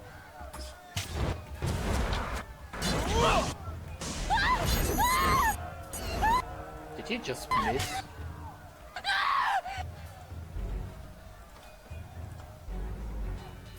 At once.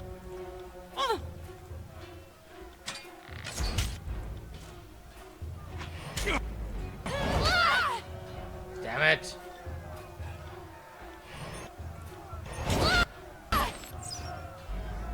Will you people please stop concentrating on him? Not a problem, boss.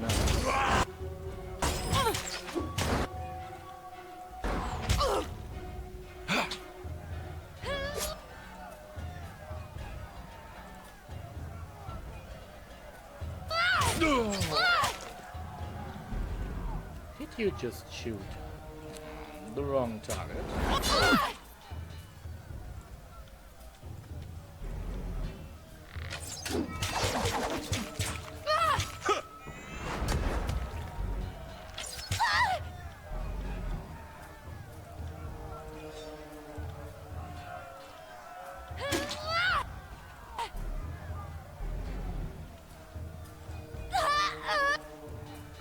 Oh no, you're going to kill.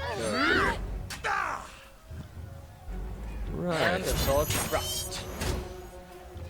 I hate that goddamn iron spear. Just concentrate on the one Damn you thing are couldn't pierce fighting cloth. actually.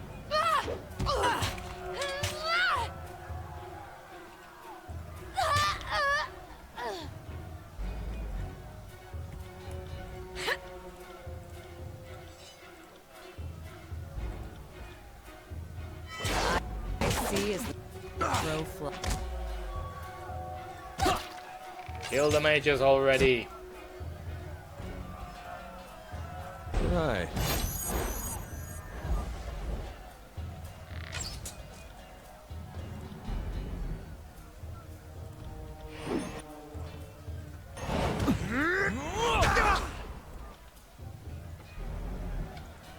really think you could escape my hits that easily. Your will is weak.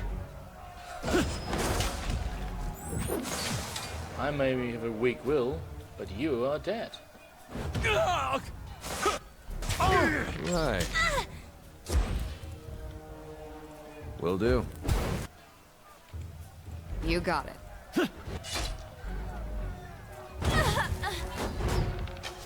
Oh!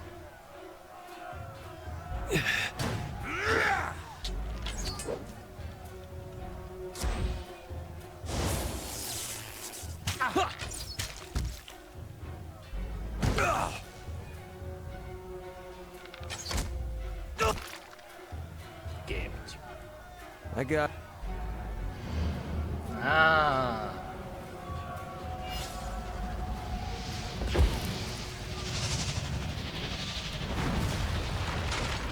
And thus the first gate falls.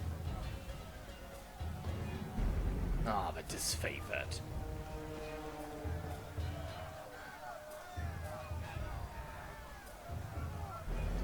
Stand aside! Ascension Hall is ours alone for the taking! The fifth eye swings his spear in broad arcs as he roars in his crackling tenor.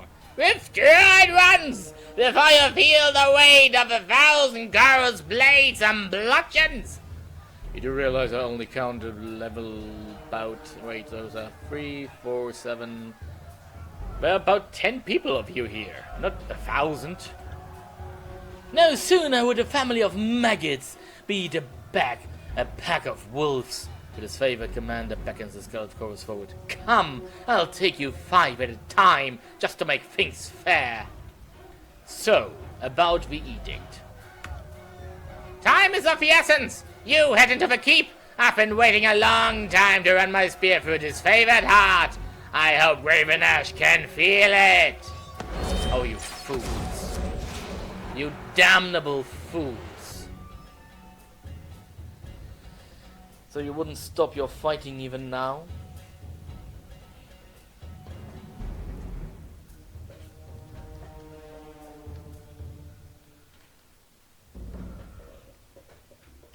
Oh, who's that? The Sun Soldier. Well, doesn't care. Rest now.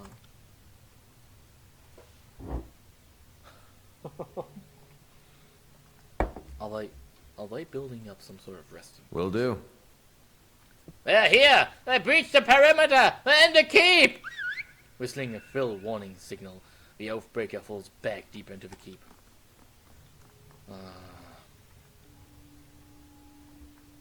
Right. An opal. What's this? Rendering guard weaponry and armor lie here. Chipped, scratched, and scarred, these armaments have proven their durability time and time again. I wouldn't actually say that, but... Quiet down. I mean, didn't help them survive me, did it?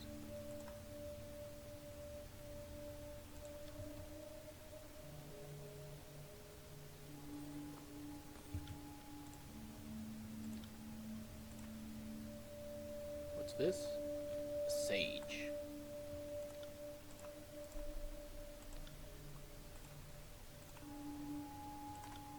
You got it.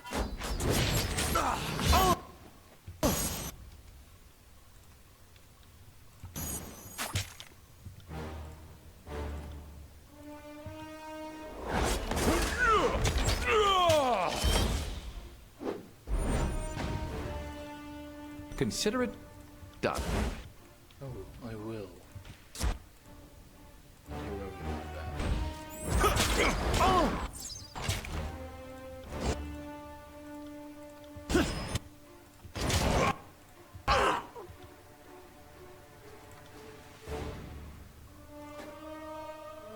Sorry. Can't.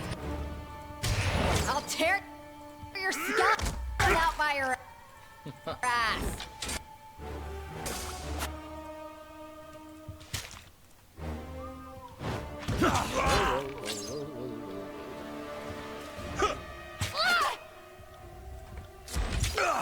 That was truly negligible damage.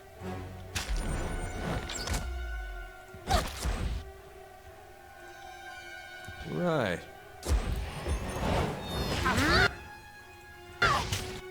On it.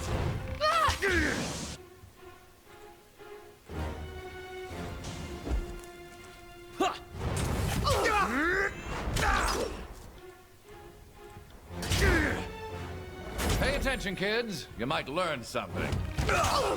Ah, the arrogance of the veteran.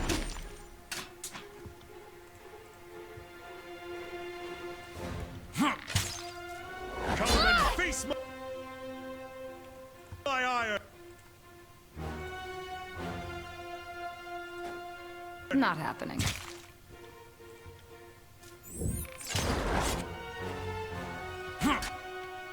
Ah, this weapon is useless. Doesn't matter. At once. As long as you keep them steady. Keep I got attacking.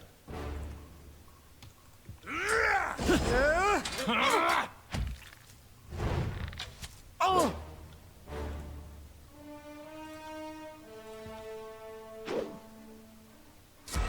Oh!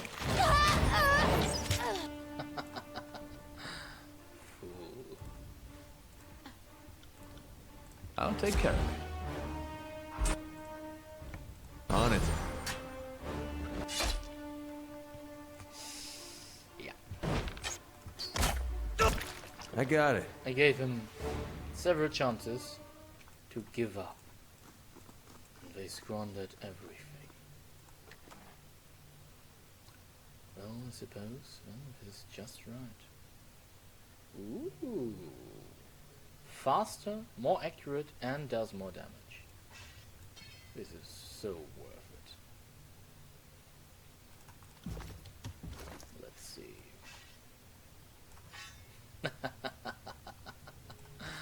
Tremble before my might, I'd say. Now, what else do we have? Does she get any new boots, by the way? Nope. Nope.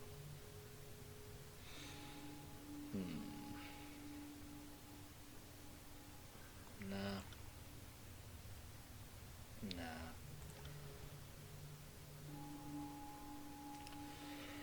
Ooh, actually those are better.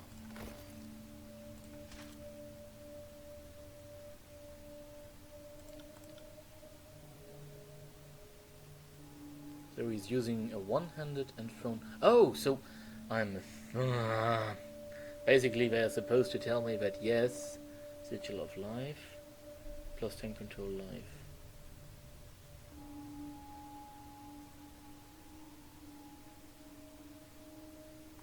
Ooh, you can upgrade it. As well, for now, I want you to take something that is equally valid and useful. Iron Javelin.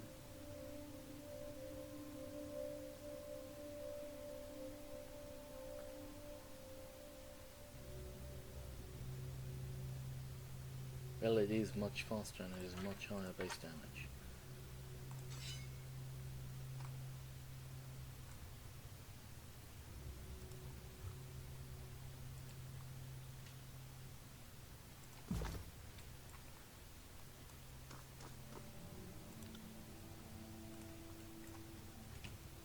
Now, Stepping lightly.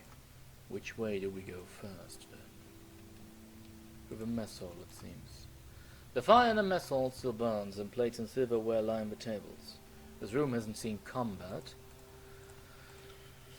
for generations. The Vendrian Guard will never be the same after this battle. Vendrian Guard won't exist after this battle.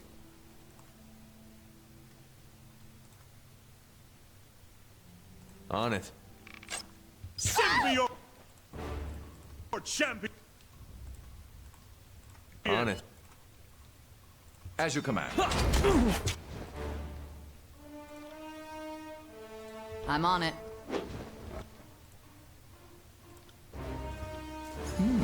Have a look here.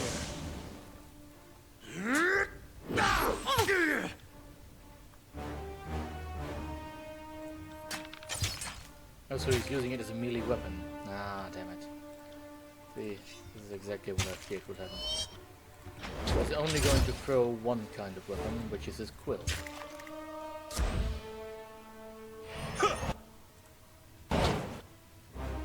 Can't do that.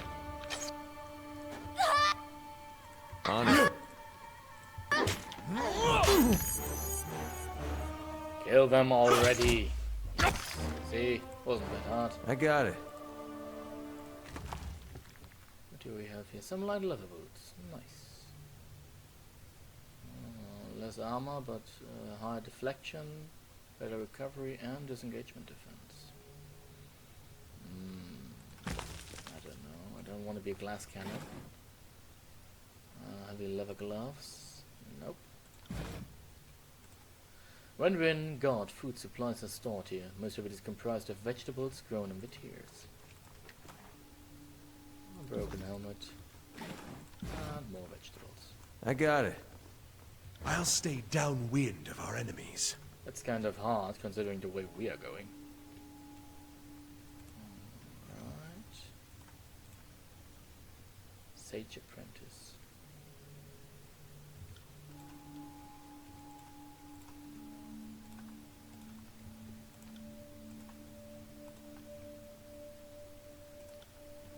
I will aid you. To battle!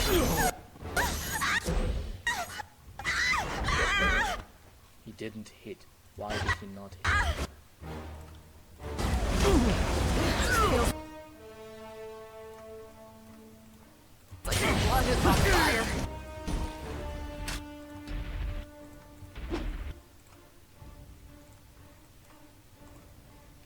Right.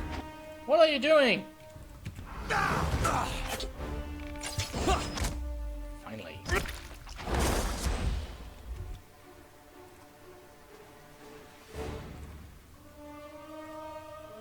Heal him. Consider it done. Bleed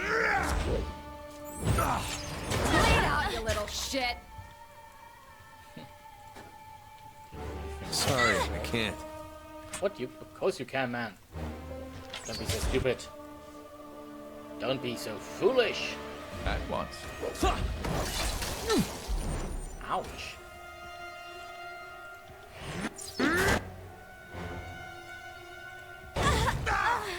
That actually hurt.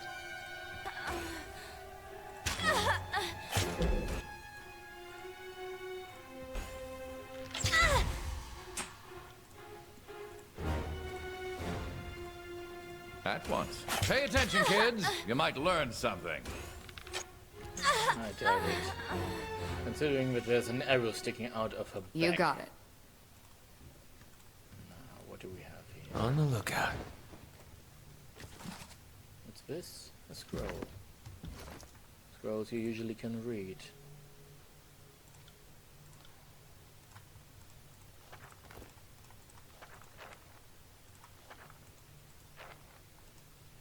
I can't use it actually. That's strange. Right.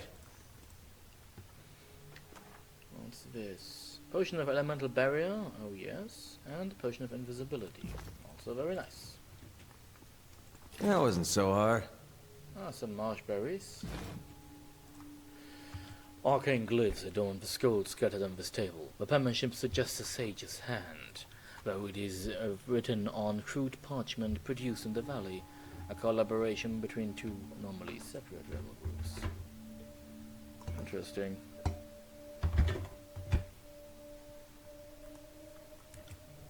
Scroll. Read scroll. Sigil of Force. Nice. Nice-oo! On it. Quiet down. Yes, yes,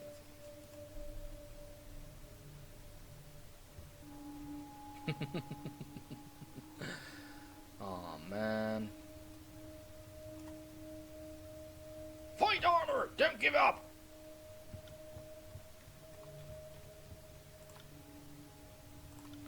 This many people is of course dangerous.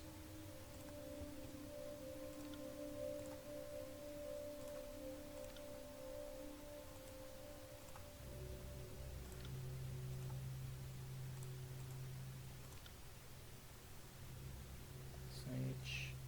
Will do. Take me if you can. I will aid you. Wow.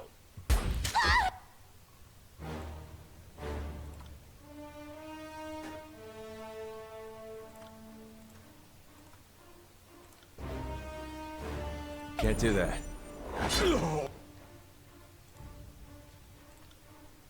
Count on it.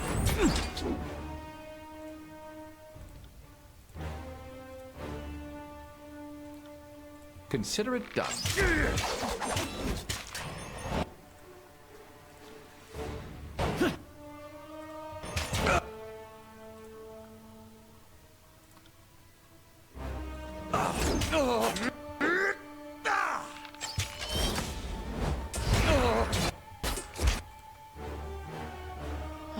Come on.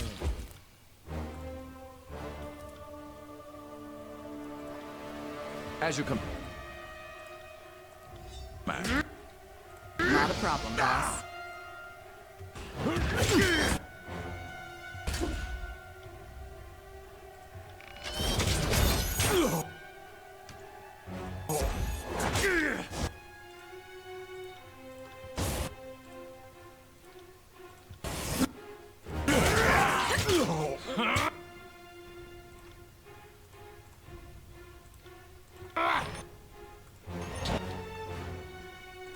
Raven Ash protects. There it is. God damn it. Heal him quickly. I don't have time for this purposely playing game.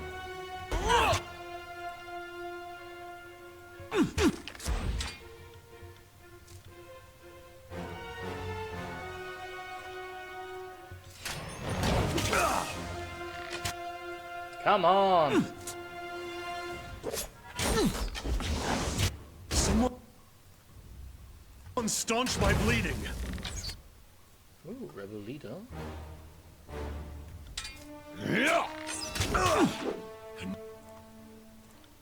New death.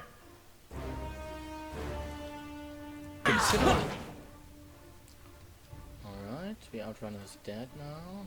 The one...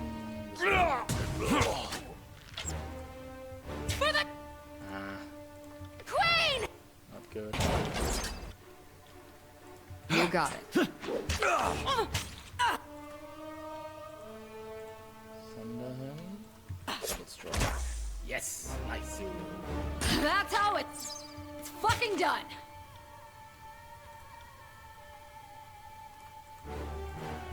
I feel...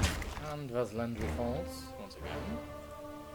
I don't have any more potions for him.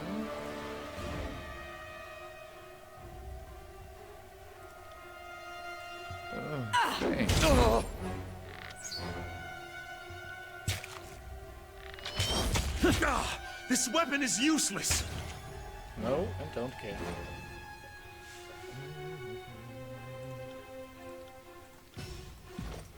You need him to be faster.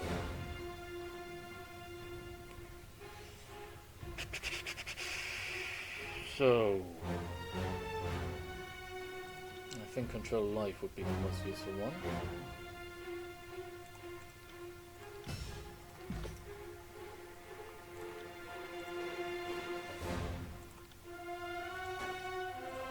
Sorry. I can't.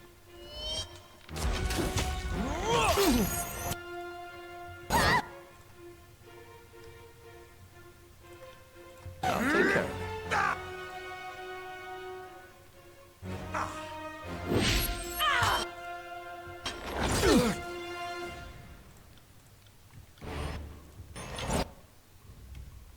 Count on it.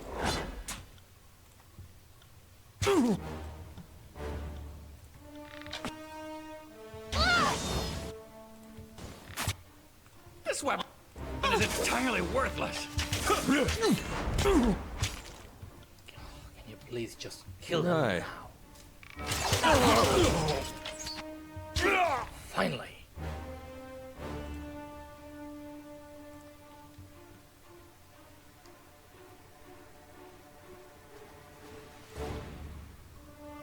As you command.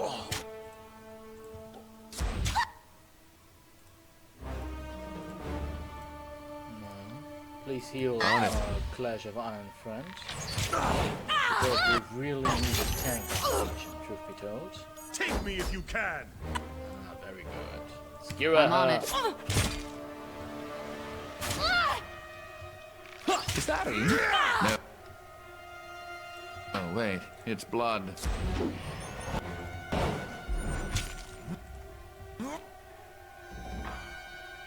Reputation, wrath ability, unnerving presence. Nice. You have gained enough reputation to unlock a new ability. Next up, most factions have abilities, reputation only granted to your character and not other party members. Logically, actually. Now, if I remember correctly, unnerving presence is given to me by the Vending Guard. Nearby enemies receive a penalty to accuracy. Ooh, nice. Also a passive aura. So basically, it's just what they get.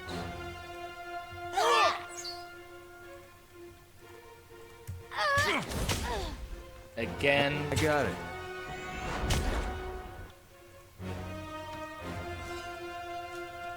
My armor is dented. Let me repair it. Don't worry, you're going to rest soon anyway. Finally. Man, what a battle.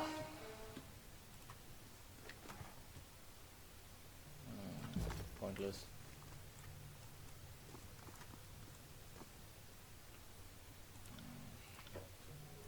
Good thing I got all those camping supplies I never used before. And it's not like we have a problem with a time limit or anything.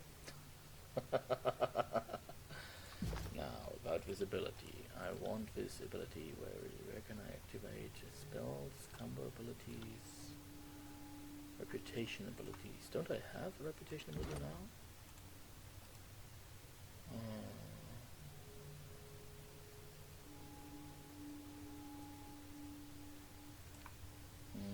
Seems like something that I can't really do or change anything about. It's just going to happen. Right.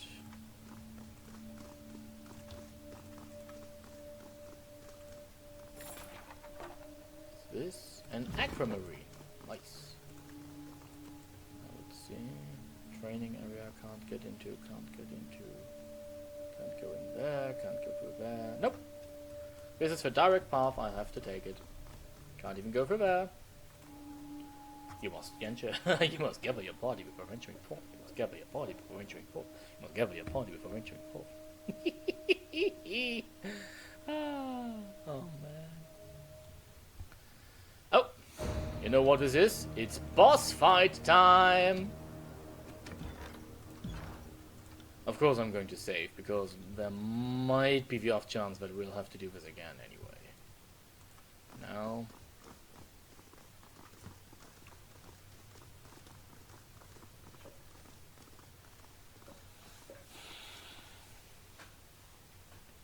Peacebinder! You! The face of enemy vanguard!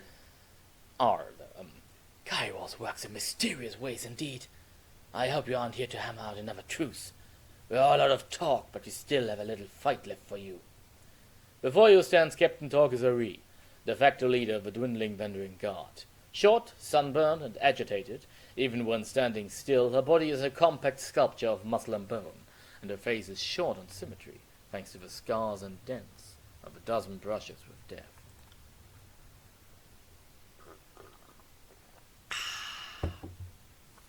Though your lives will certainly end here in Ascension Hall. She chortles, pointing upward to the ceiling, stone arches somehow supporting the massive weight of the spire overhead. Consider yourself fortunate. Some of the finest rulers of Apex met death by duel in this hallowed hall. Truly, there is no finer place to settle an intractable feud. Sisters and brothers! Ari looks back to her cadre of soldiers with a solemn nod. It has been a privilege to lead, and an honor to share in your final days. Taking a deep breath, she turns to you, waiting silently. But the first of your problems. The Corros and the disfavored are right behind me, and the one thing they have in common is a hatred of you. Fine, just more gristle to chew upon. However many friends you brought, we'll be happy to slay them all. The captain nods at her own words, but looks to the soldiers and sees unsettled faces looking back. Steady yourselves! This is our moment of glory! A rallying shouts echo from the chamber, but does little to bolster the shaking morale of the crew. Seems your uprising amounted to nothing but dead kinsmen. And what did taking Windrun's Well cost you? How many disfavored corpses rust in the valley? How many choirmen fell to our blades? How goes the endless battle of the Blade Grave while you deal with us here? The what? The Blade Grave is the name given to what remains of the realm of Stalwart after its ruination when Kairos proclaimed the Edict of Storms upon the lands. The magical storm struck the disfavored and unbroken armies during the height of the engagement. Now most of what remains is a blighted landscape of discarded armor and weapons, and high winds of rust and human dust. Ari laughs, wincing as she clutches her side. And tell me, are the Arkans unified in victory?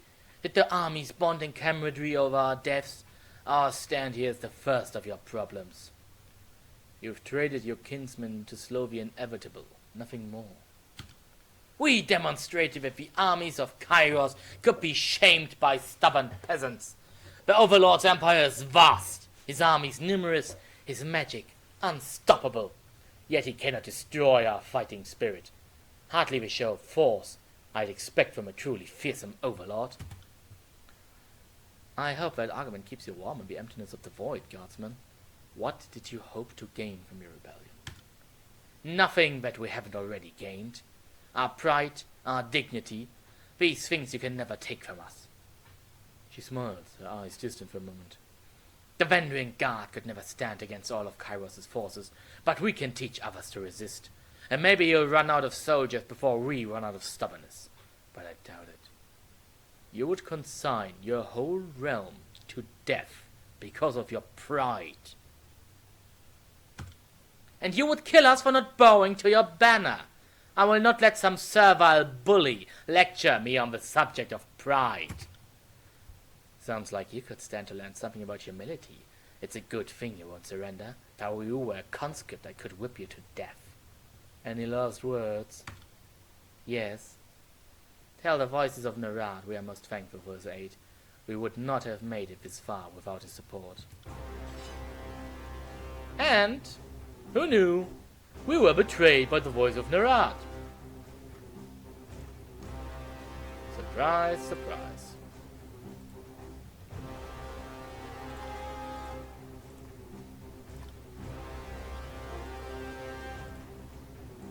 I am a shield wall unto myself!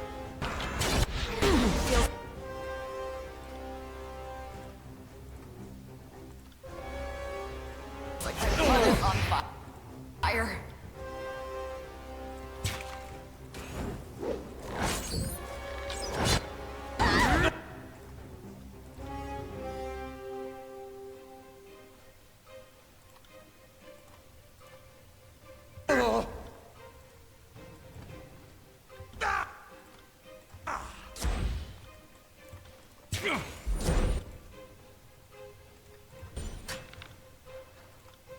You're to taunt these two, goddammit. Consider it done. Are you effing kidding? Take me if you can!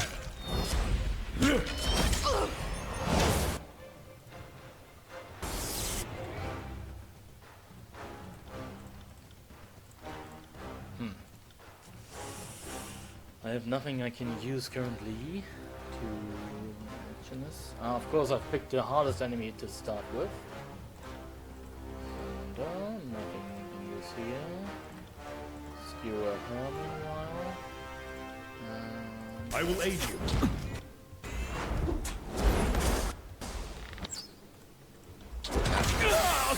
God damn it!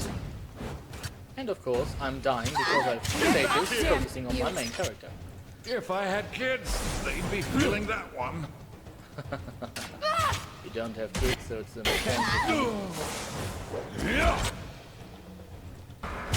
Feels like my blood is on fire. Oh, shut it. Yeah, I'm not going to win this one. Load game. Thank you. Maybe I'll need to turn down the difficulty a bit. Sadly. But But again, maybe not. We'll see.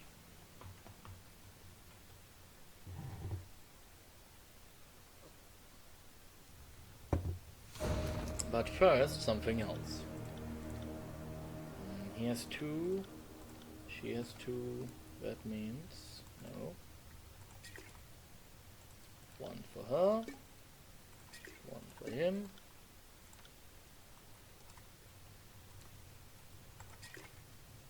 1 for him. 1 for him. 1 for him. And 1 for me.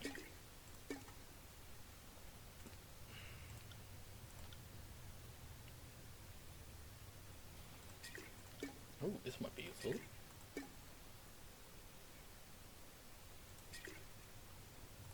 This is definitely going to be useful. What is this? Another potion of invisibility, alright.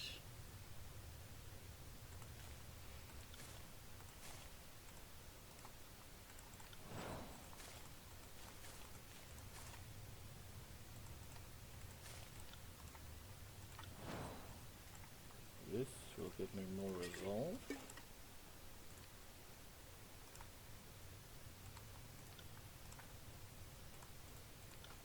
Ah, damn it.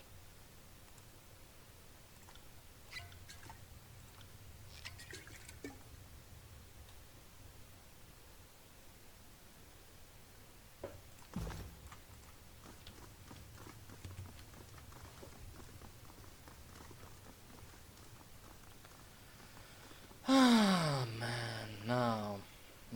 Do not concentrate. Yes, yes. 6. Thank you. What did you hope? You already use.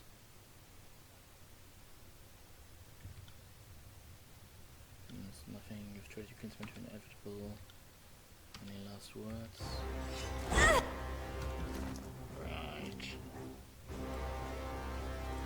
Still got some seconds to go.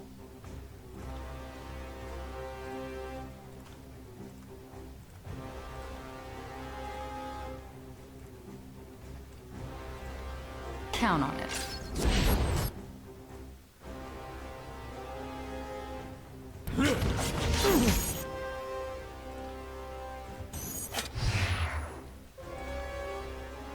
Graven Ash protects.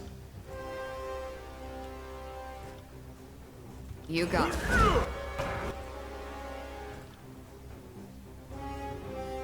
Consider it done. Will do.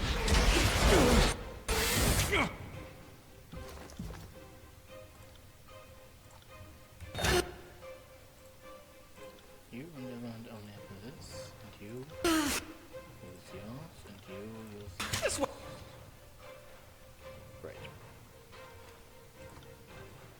Weapon is entirely worthless. Oh, shut it. You're not supposed to fight them, mostly.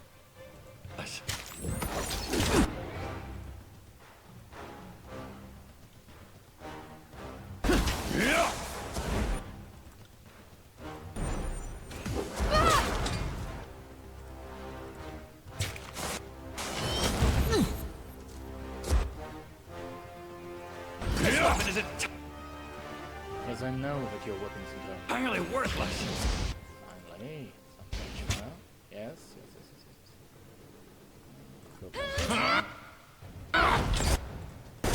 Wait for it. Now. Excellent.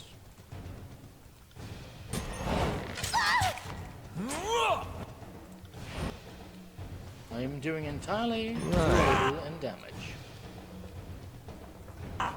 Will you please attack my big burly guy? Built for this sort of violence. You're not built for any sort of violence. Finally. I got it.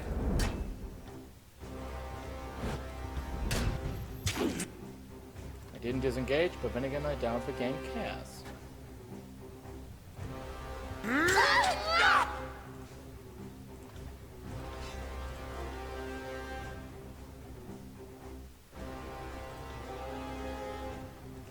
Skewer them. Why? No, he did. But somehow it doesn't work?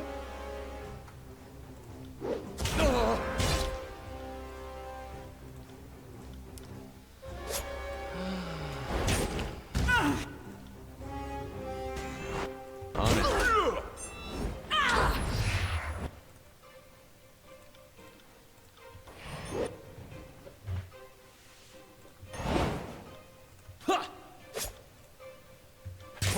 For the Queen!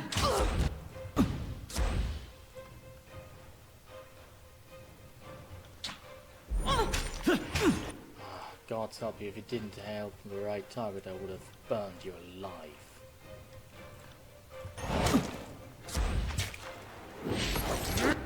And of course, we're walking right to his side. Oh, she surrendered. Nice.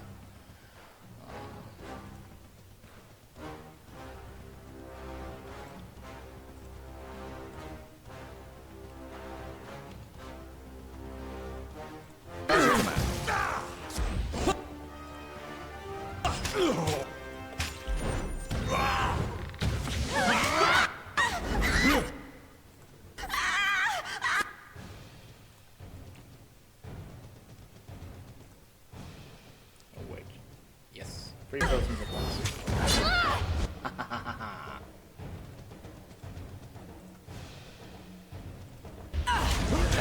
Built for this sort of violence. Death, worm! Finally, it worked. Oh, come on!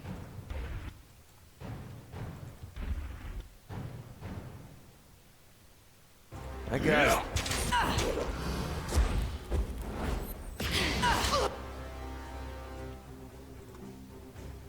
It will take more than that to break me.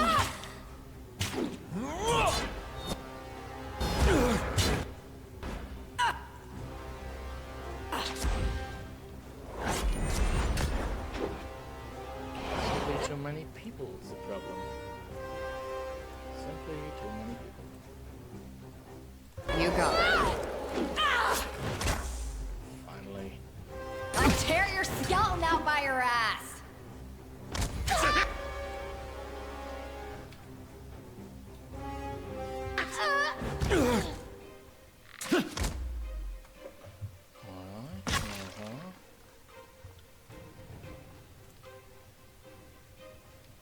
Alright, Actually, I do still, and I forgot that one.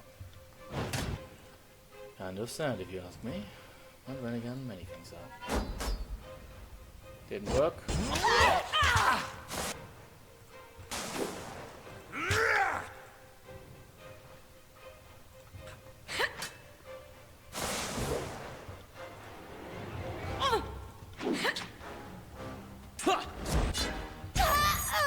Finally.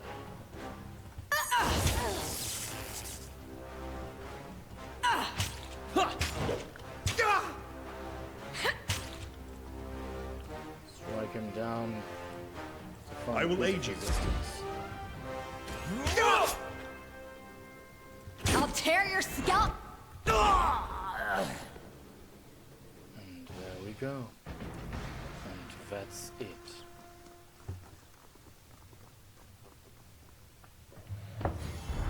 You worthless gnuts! We may die, but others will follow our example. Mark my words. The captain coughs up blood. Crush them! Crush them all! The Fifth Size battle cry falls flat as it surveys the room littered with Vendrian guard bodies. Now that's how it's done, Fatebinder! I should be angry you denied me a scalp or two, but I ought to thank you for saving us the job.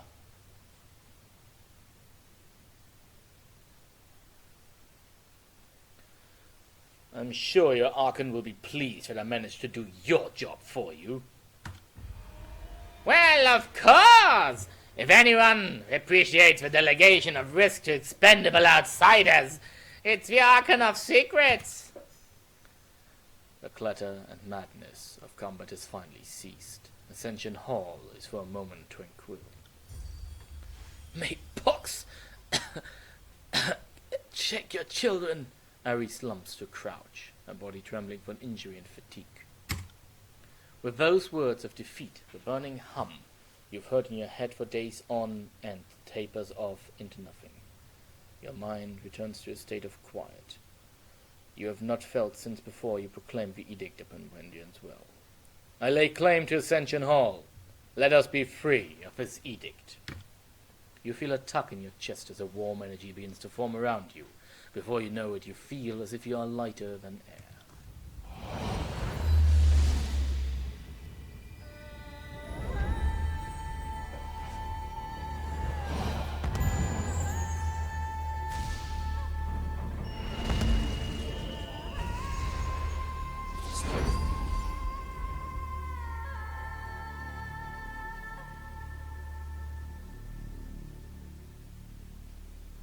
Ooh, mystical stuff happens. Something has teleported us away. What might be going on at the top of the spire?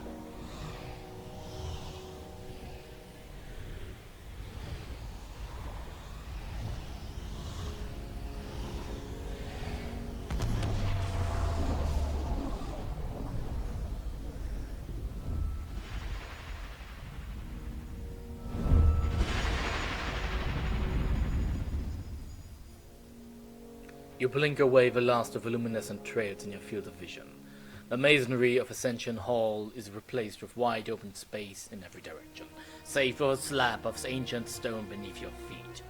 High winds shove you, pushing you off balance. The air is cool and thin, unsatisfying to your lungs. Is this... Lantry looks out the horizon, wide-eyed with excitement. Yes, this must be the mountain spire. When was the last time... Landry's eyes look down over the edge. Dumbstruck by the vertical plunge, Landry backs away from the edge. I may need to retch. This is certainly a change. The wind ruffles the feathers in her hair, and Verse quickly smooths them down. A damn cold change. She peers over the edge. Think I could land on my feet if I jumped? Not that it would matter for long. Kairos, be merciful. What now? Barrick spins around on his feet, looking about, trying to take in as much as he can through the narrow visor of his helmet. Everywhere you look, mountains rise up along a distant horizon. The rivers and forests below bring to mind maps of Vendrian's Well, and you quickly trace the Mittani, the Irenev, and all the numerous waterways of the region. Higher than you imagined it, this is indeed the pinnacle of the spire at Vendrian's Well. How did we get all the way up here? Ari strains to stand up, clutching her side. More importantly, how do we get down? The fifth eye aims a sharp glare at Ari. The Vendrian Guard must be rounded up and conscripted. The disfavored must be run down. The edict is gone, and I don't think we're dead. We all could feel the edict passing. No doubt the soldiers below are sensing it too. And the Archons as well. I hereby claim this place. This is now an extension of Tunon's court, and all combatants must leave. This is no longer strictly a military concern. We need to take a breath and sift through what just happened. You claim it? The Scarlet Victory bleeds for your victory, and you would so arrogantly savor the fruit all to yourself? Would you deny the life sacrifice of countless? The fifth eye burst into a chortle, waving his hand dismissively. I jest. There are plenty more soldiers where they came from. The voiceless will not protest your claim for the time being. Send word to the voices of Narad that we are successful. Our glory overfloweth. We would happily carry such good tidings to the Archon, but this humble servant cannot fly. Besides, the voices is the master of all matters magical. I highly doubt whatever just happened escaped his attention.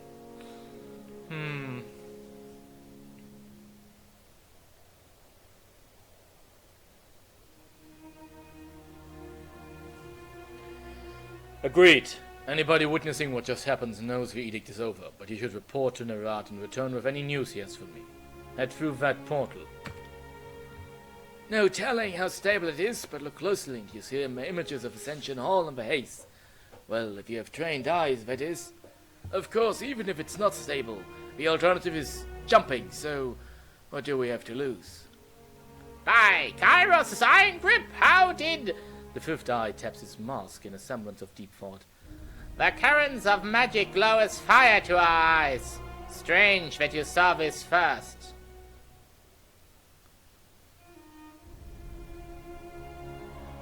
Tell the Archon of Secrets I'll be watching him. We will be watching you, so that sounds only fair. The fifth eye bows deeply. You are a most harmonious addition to our bloody dance. I make sure that the chorus sings of your deeds. Let it be known that we reward greatness. No doubt I'm the very definition of an enemy of the Overlord. I didn't just resist, I led others into resistance. So I know what's about to happen. But I know when I've met my match, and like most folk, I'll do whatever it takes to live. If you show me mercy, I will pledge my life to you, good Fatebinder. The Tidecaster bows on one knee, lowering her gaze. I know I'm an Oathbreaker, so my word isn't what it used to be. But I promise if you spare me, I will serve you well. My mercy has a price. What will stay your hand, if not my service? Is it wealth you desire? I have plenty stashed beyond for tears. I can lead you to it. I want the knowledge of the Tidecasters. And let our secret fall to Kairos' minions. Ab looks down at her feet, chewing on her tongue for a long pause. It would take ages to train you. I can offer you this. Spare my life and I can get you access to my master's grimoire. Deal? You will teach me what you know, or you will die. If that is what you require, she locks eyes with yours, her face stern and cold. I will endeavor to train you. It may take time, but if I am left alive in good health, I will show you the secrets of the School of Tides. Then swear fealty to me. I, Ab of the Tidecasters, do hereby pledge my life and loyalty to you. She dips in a short bow before meeting your eyes with a trembling smile. I will serve and obey until such time as I am freed from my obligations.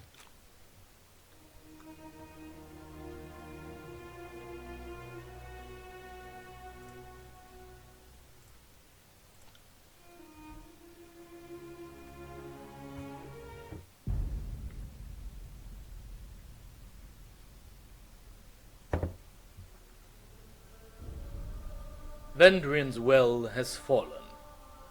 For the second time since the conquest began, Kairos' armies take a citadel from its defenders.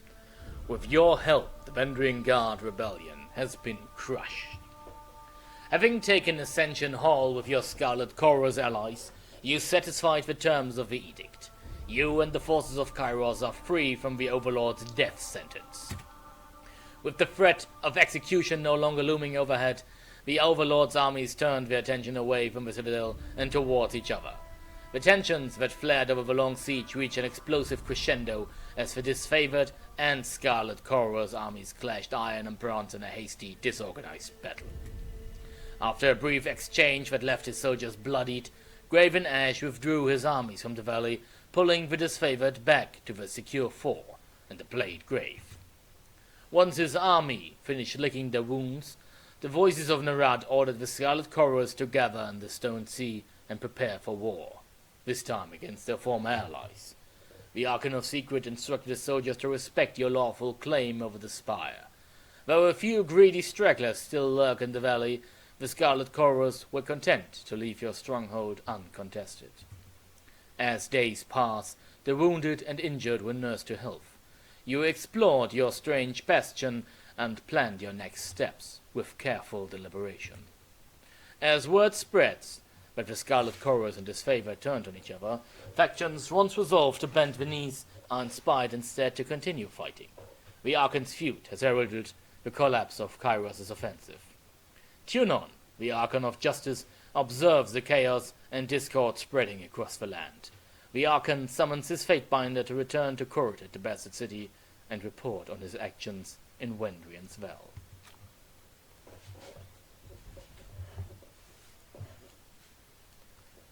Our petty squabbles over a delayed siege have no doubt evolved into a respectable civil war. The voices of Narad will want to discuss the matter.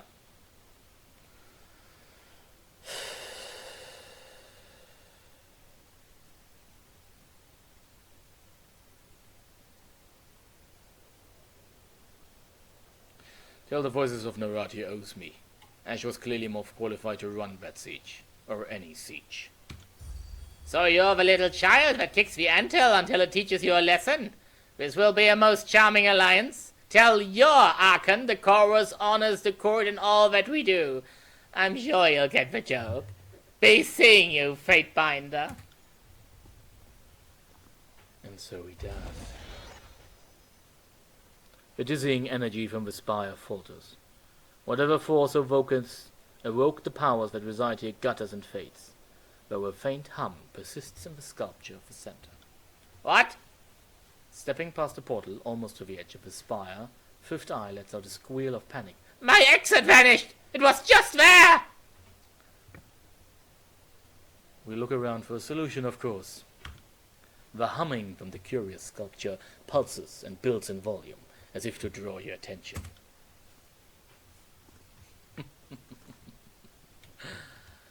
Ah, this is most glorious. Oh, look, it's worse. And we've all leveled up. Spire rest bonus and stance bliss +5 to all skills. Wow. First, level up.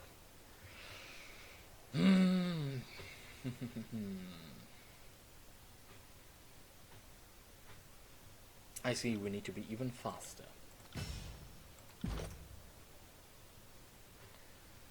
Not here.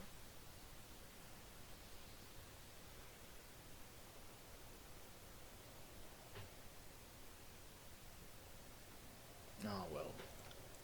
I'll need to go onward anyway, so I think I'll take Thunder. Range abilities, not really.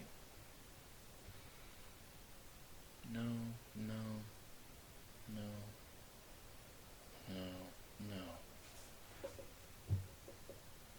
Most of these aren't as useful as I believe them to be.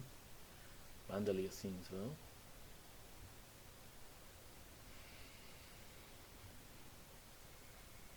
Well, let's take Thunder for now. Having another ability to activate should be useful. Oh. Well, our big oaf needs more health.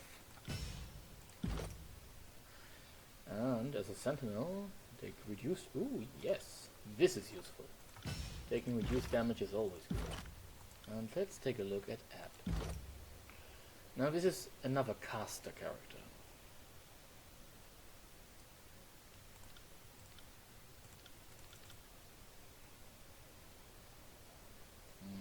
Magic Staff, of course, being highest value.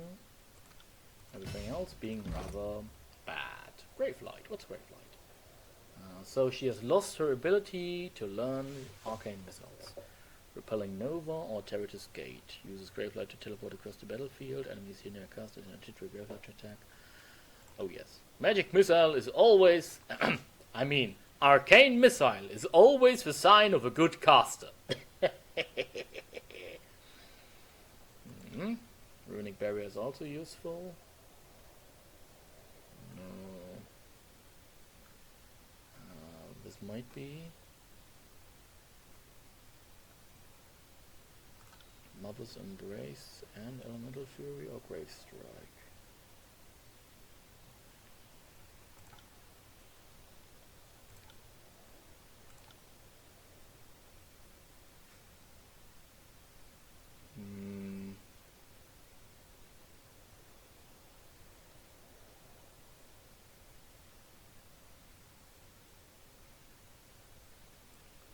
Oh yes, oh yes. While in the party, App and her allies gain more skill experience with lore spells and magic staffs. Though no, this is a trap. Basically we don't need this truly. This on the other hand, bonus lore and additional spell slots. Much more useful. Also not necessarily what I think we'd need. Gain a bonus to all thrust damage dealt. Let's take Mother's Embrace for now.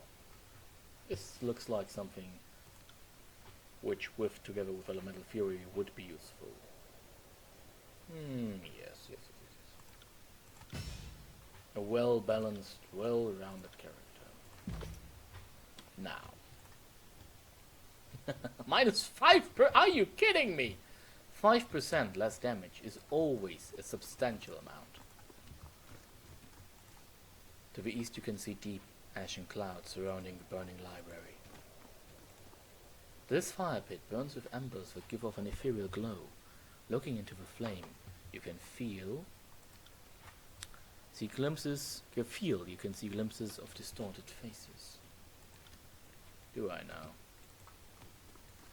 Let's take a look at the center, the strange machine. On closer inspection, a series of symbols carved around the base of the structure come into view. One symbol pulses with a blue-white glow. The pattern resembles the glowing line of light seen on the floor of Ascension Hall moments before you found yourself transported above the clouds. As you stare at the symbol, the chill of the wind abates, and your chest swells with warmth. The air finally feels welcoming, your lungs sated at last.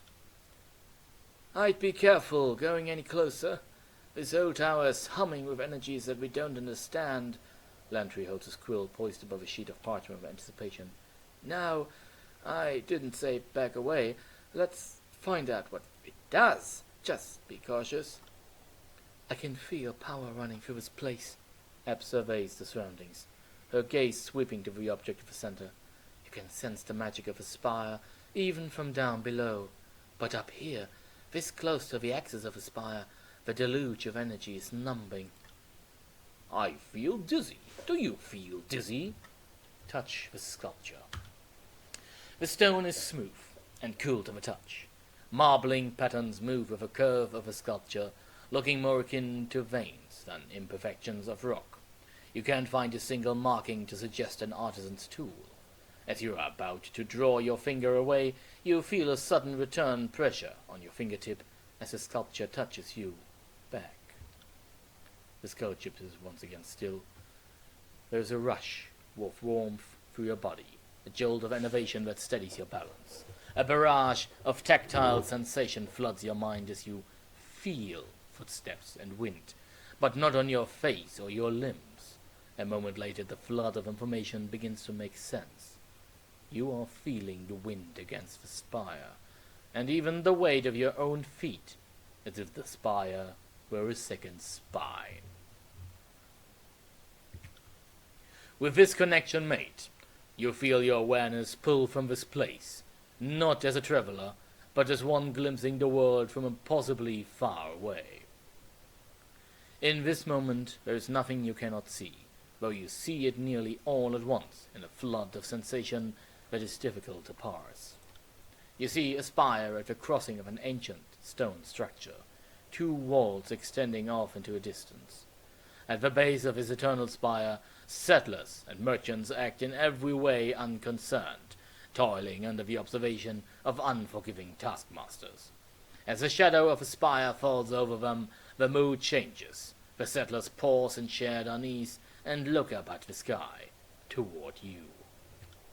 Though you haven't seen it in person, you are certain this is a vision of Levian's Crossing, for nowhere else are the tearsmen brave or desperate enough to settle at the intersection of bane-ridden old walls.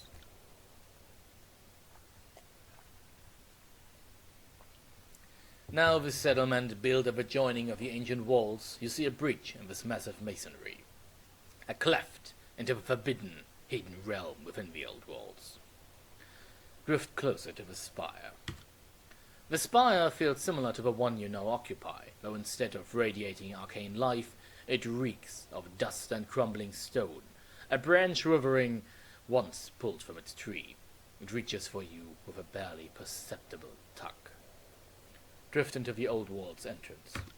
Shadows envelop you, muting all sound and vision with slight delay. There is a feeling of perversion, of wrongness. Whatever arcane powers allowing your senses to drift free of your body seems to falter in this place. Figures haunt the stone halls, drifting emanations of cloud, claw, and fang. They pay you no heed, but you fear them all the same. In the depths of this forbidden place, the deepest chamber is bathed in light. An arcane symbol illuminates the floor, though the details hurt your eyes when you focus. With a gentle tuck, your focus pulls back to a near horizon. though it takes you a moment to recognize it as Vendrian's well. You've returned to the awareness of your immediate surroundings. The effect leaves you unsteady on your feet. The link between you and the spire recedes. The arcane bond is still present, but the mystical energies for the moment are quiet. Your body flooded with excitement and fatigue. It's unclear whether the mystic connection is strengthening you or siphoning. The tower offers nothing by way of answer, and you know that asking would only yield more silence and mystery. The deluge of sensation is over, but the positions of the other spires still linger in your mind. From your vantage point atop the mountain spire, you can easily spot the mysterious structures, each of them rising high above their distant surroundings. Ooh. Did you sense that? Lantry signs a long sigil in the air, squinting at you as he works his cantrip. The ripples are everywhere. When you move, the magic of this place stirs and churns. That portal over there has burning braziers. They all grow more intense as you approach. I think it's responding to your presence. Hate to interrupt the rule gathering, but you did just resolve one of Kairos' edicts, which is at least as remarkable as ascending a spire. Am I the only one who thinks they might be related? Beric plants his feet and crosses his arms. As a lawful holder of the spire, it is your duty to find out as much about it as possible. That includes understanding edicts as well. If you forget your responsibilities, I'll be only too happy to remind you. Speak with me after you see Tunon, Fatebinder.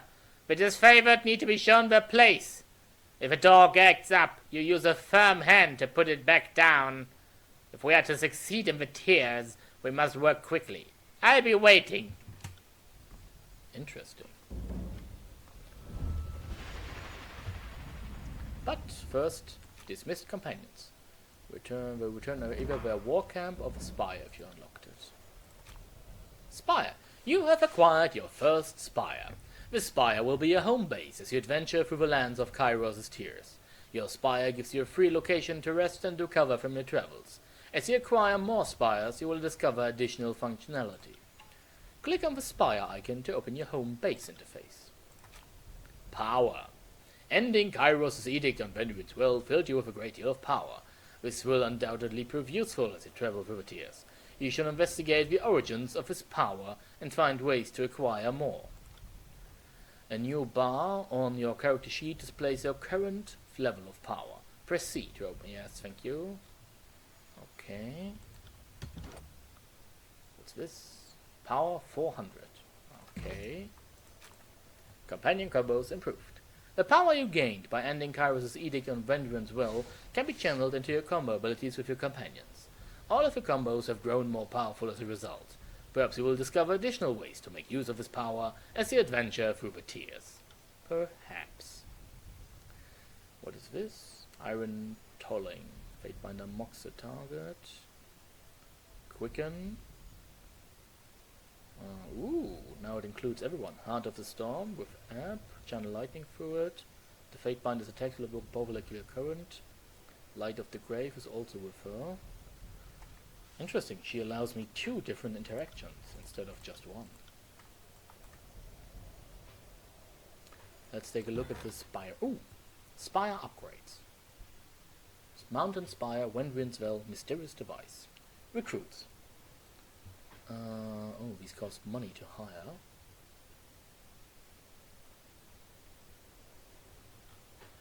And what's this? Edicts.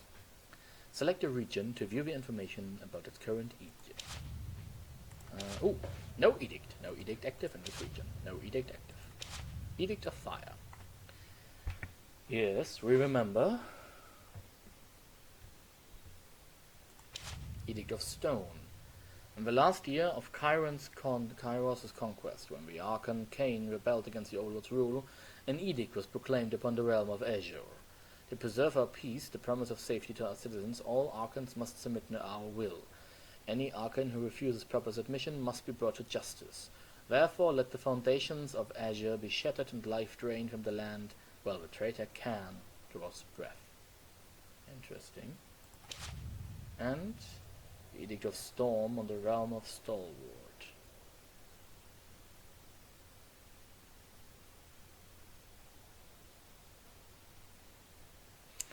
In the year 430 TR, the Overlord proclaimed an edict over the realm of Stalwart. Those who in pride and arrogance stand against the peace and order of our empire shall be ground beneath the stones of our land. Let those who call themselves unbroken, who embrace the chaos of war in defiance of our order, be broken in the storms of our rage. Let our storms rage until the last blade be broken, or the line of regent falls. Interesting. Now, we've been at this for about 3 hours. I'm going for a quick break, and I'll see you again in 5.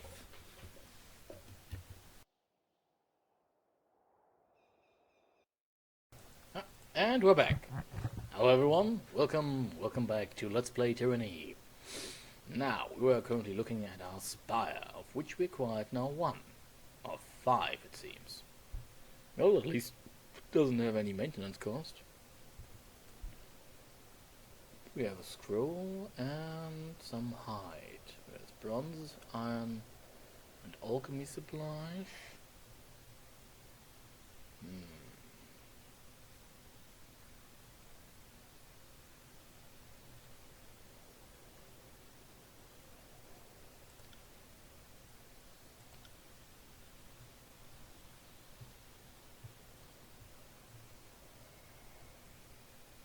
Well, seems we have now engaged Revos, a conscript, merchant. But for now, to the best city it seems we must travel. That is, after we've investigated the spire, of course. There are, after all, some things we'll have to do. Oh, Barrick and Lantry want to talk with us. So, the Scarlet Chorus and Disfavored are at each other's throats. Can't say I didn't see that coming, but the Archons might have waited until one war was over before they started another. Do you think I made the right decision? Fighting with the Scarlet Chorus? I'll never doubt yourself for backing the winning team. The Chorus has the best chance of succeeding in the tiers. For all their skill, the Disfavored are too stubborn by far. Who can say? War is all about compromising your morals, deciding who lives and dies. What seems like a mistake turns into your greatest call down the road. I'll say this much. Our time together is anything but dull. My blades are yours for as long as you'll have me. Let's be off. Let's talk with Lantry. At least in theory, I'm supposed to be observing history and not getting myself wrapped into it. All the same, this is the thrill of a lifetime. Rarely does one stand so close to monumental moments in the making. For the moment, the Scarlet Chorus could be considered an ally. Let us hope the Archon of Secrets continues to find you entertaining enough to remain friends. The Disfavored, on the other hand, will be a certain threat. The Civil War has removed Ash's pretense to play well with others. So, I must ask, are you planning on taking sides in the Civil War? Or do you have other plans? For so long as it suits my purposes, I will work with the Scarlet Chorus. While Graven Ash knows more about war, I contend the Voices of Nerat knows more about victory. The Scarlet Chorus has grown with each passing year. In many ways, the end of a conquest is largely an abstraction. Eventually, the tears will be those who have joined the chorus and the corpses of those who refused. But to be on the living side of the future. Your fatalism does you credit, Scholar. Doesn't it feel good to be on the winning side for a change? Whatever you do next, consider that many eyes will be upon you. For you have both delivered and taken away the Overlord's edicts, and few will know how to make sense of the latter.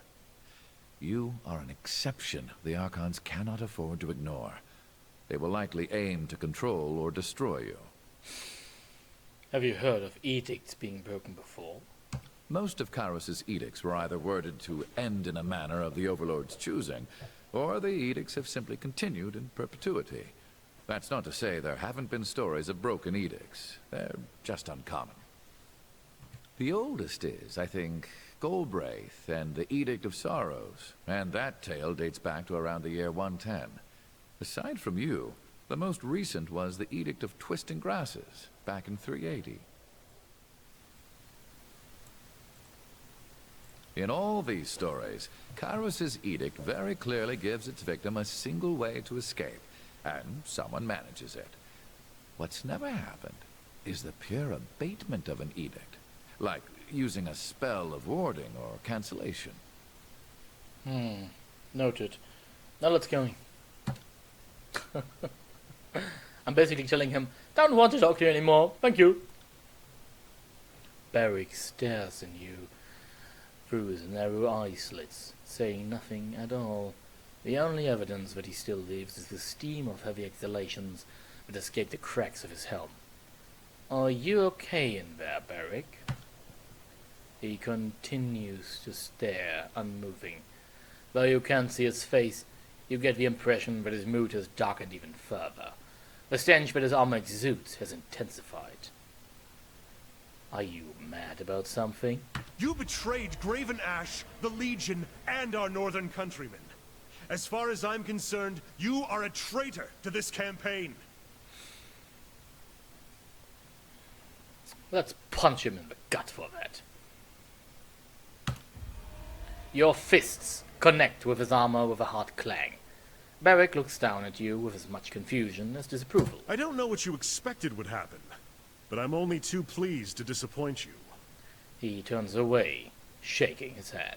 Let us be clear on one point. You have my blade, but my heart belongs to Ash and the North. I am a weapon bound to you only by duty. Nothing more. Salutations, Fatebinder. Or should I now call you Lord of Vendrian's Well? The Spire King? Prince of the suggestive vertical slab. Telemar will suffice. So if I might ask, what is your plan now? The edict no longer looms overhead, and Kairos' conquest of the Tiers seems to be slipping. What with the armies in civil war. First order of business, I should speak with Tunon. I would counsel you to do just that. I'm sure the events of Vendrian's Well are best explained from your mouth to Tunon's ears.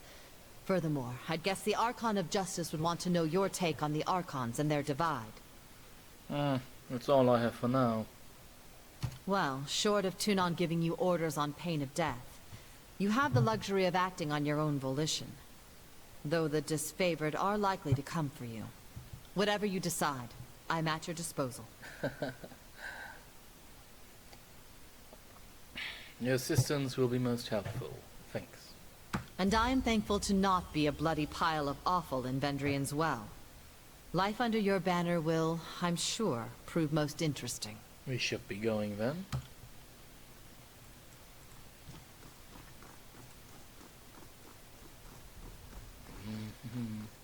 You know what's funny? The first game in the series was called Pillars of Eternity. And the series is the wrong word. It's another game with a similar engine. Isn't it the same engine? Wasn't it by Obsidian as well? Well, not to think about it. Now, the thing is, it was called Pillars of Eternity, but you had a castle in the end. A castle with your very own dungeon. This, on the other hand, is called Tyranny, and I have a spire. Strange how these things come to pass at times. Sigil of Force. Concussive Bolt. Distant Impact. Can't use Frostfire, unfortunately. Don't have the lore required. Damn it. Now, let's leave the mountain spire. To Ascension Hall. Are you sure you want to instantly teleport? Yes. We still need to further look into what exactly the makeup of the spire is, truth be told.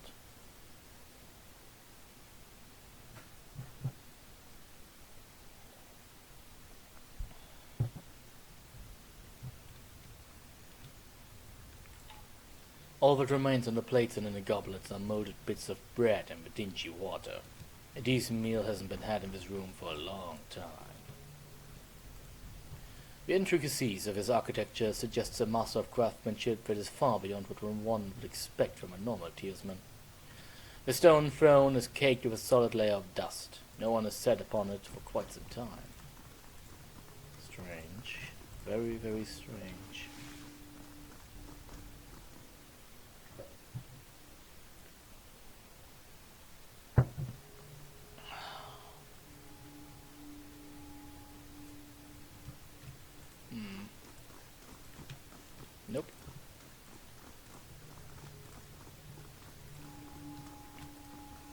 Ooh, the way's clear now to the sidewalks. What room is this? These small barracks are nowhere near large enough to keep the Vendrian Guard comfortable and well rested. Sleeping occurs in short shifts, with soldiers rotating in and out of beds. Research dagger plans. These partial plans describe the process of crafting a powerful weapon. Interesting. Strange enough, though.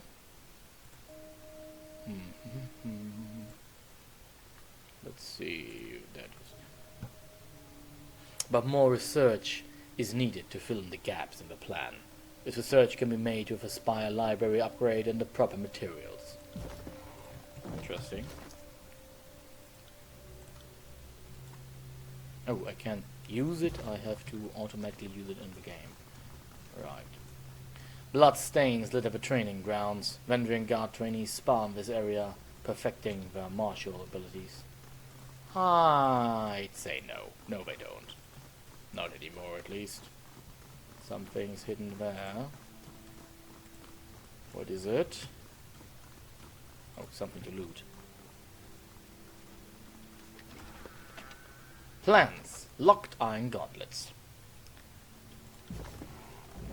New Spire Forge plan available.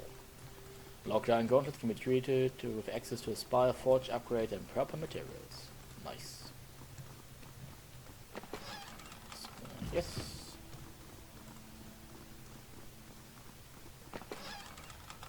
Thank you.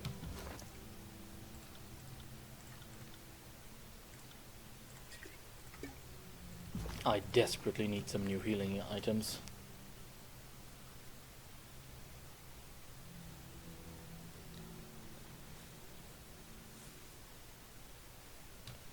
Ah, yes, the outside.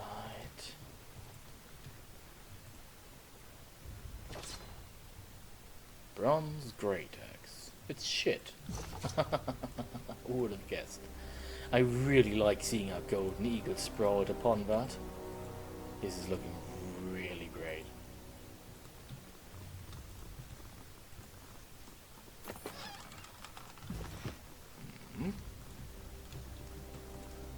The damage dates back to Cairo's initial conquest of the Tears.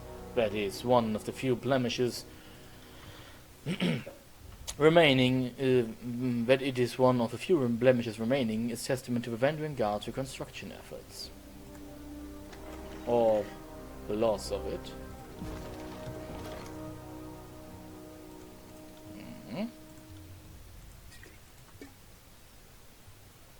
Whoa.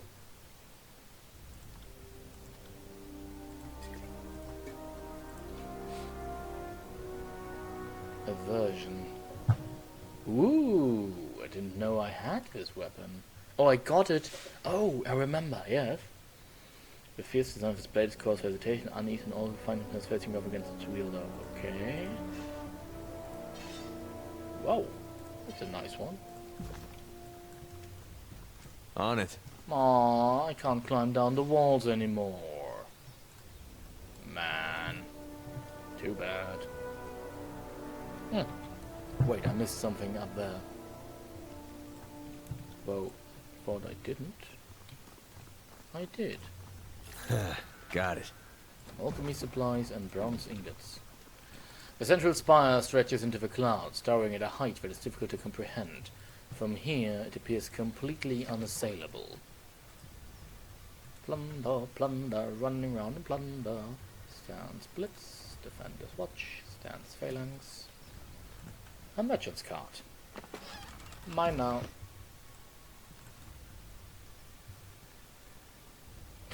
You must gather your party before venturing forth. You must gather your party before venturing forth. You must gather your party before venturing forth. Ah, man. I can't recount how often I've heard that one. You must gather your party before venturing forth. Fish. I got fish. Let's take a short look at our faction reputation. The Scarlet Chorus likes us almost enough to give us the Merciless trait, but not nearly fears us enough to give us Scarlet Skin. Which would be great actually to get. The Disfavored don't like us at all. and don't hate us enough to give us Undying Fatebinder. Which is kind of sad, actually. The Vendrian Guard hates us with a passion, almost enough to give us Drain Strength. Haha! Doesn't love us nearly enough to give us Champion of Valor.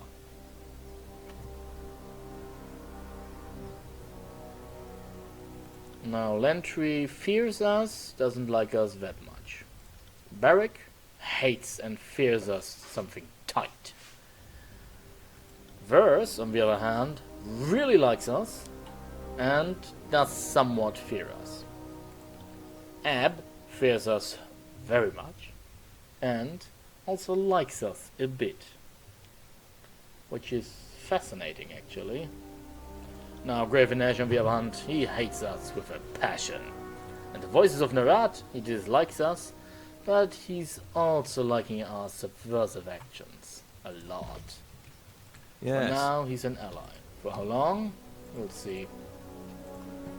For now, to the Bastard City, I'd say.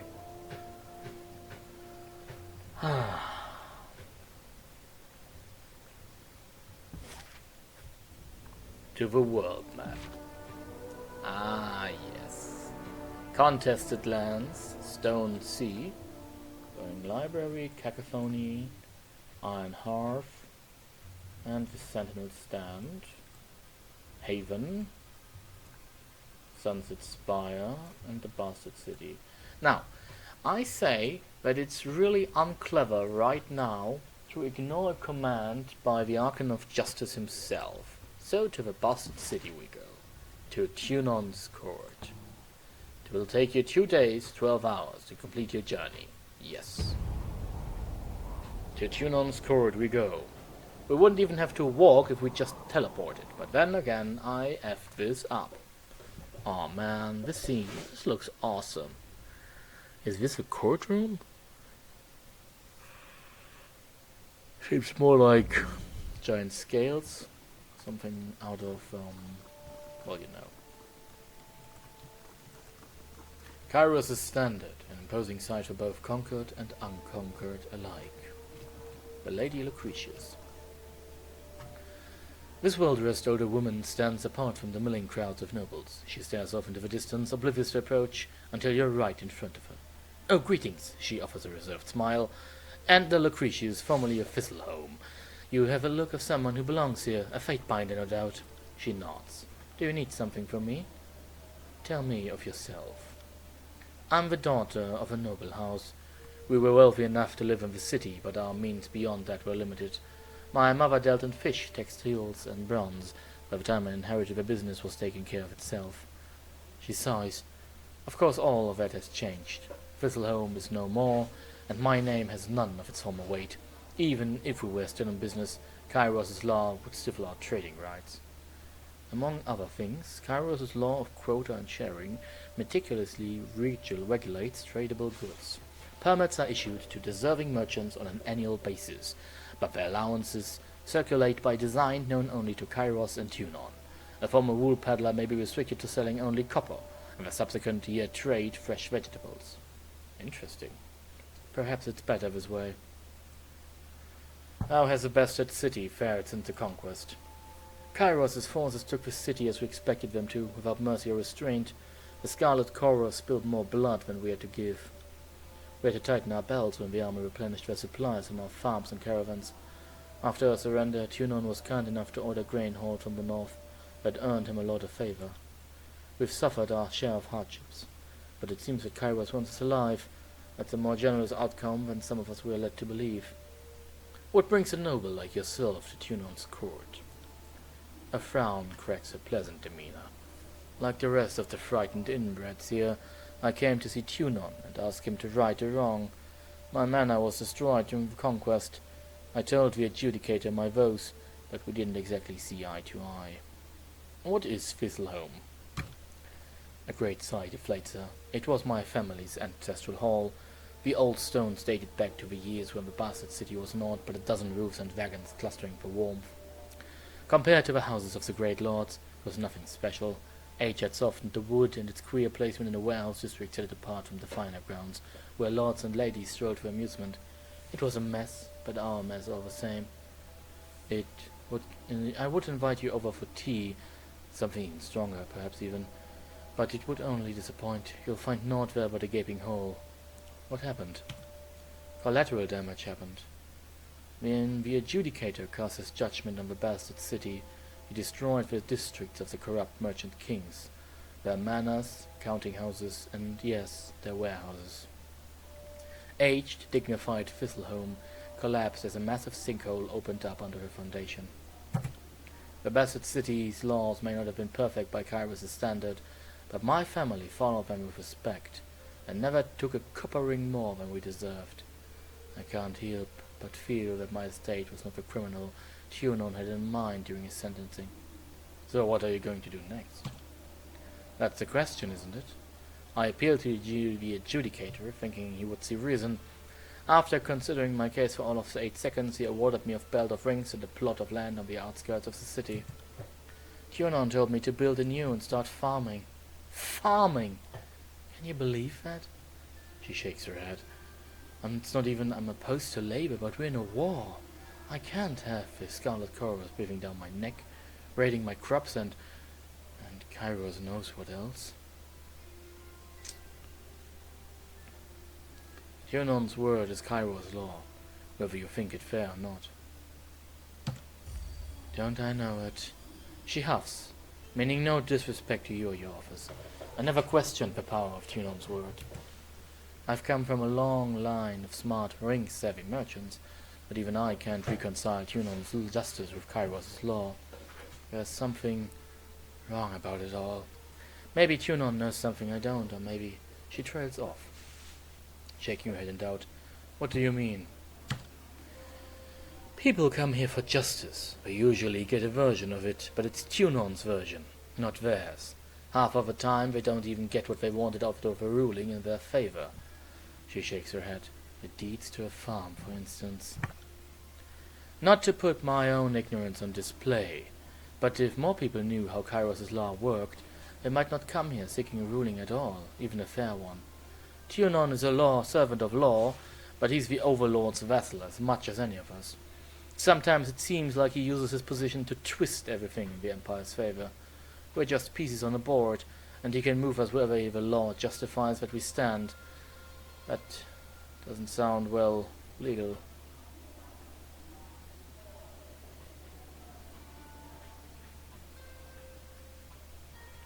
Tunon isn't one to change his mind. Unfair as it might seem, the ruling stands. I had no thought to dispute the ruling, but I appreciate the kindness of your tone all the same. It's an uncommon thing to find in a bastard city these days. Farewell, Fatebinder. Be well. Noble, noble, noble, noble. Mocking blaze, bit equipped Albatronus, Aurora Severus, Blood Mulch. Any petitioners that displeased Tunon would meet their fate in the pits below the court. Because why not? I feel that this is an important opportunity before the Fatebinders and Tunon himself. Let's save the game. Not because I want to redo it. Oh, we're also in Act 2 now! Woohoo!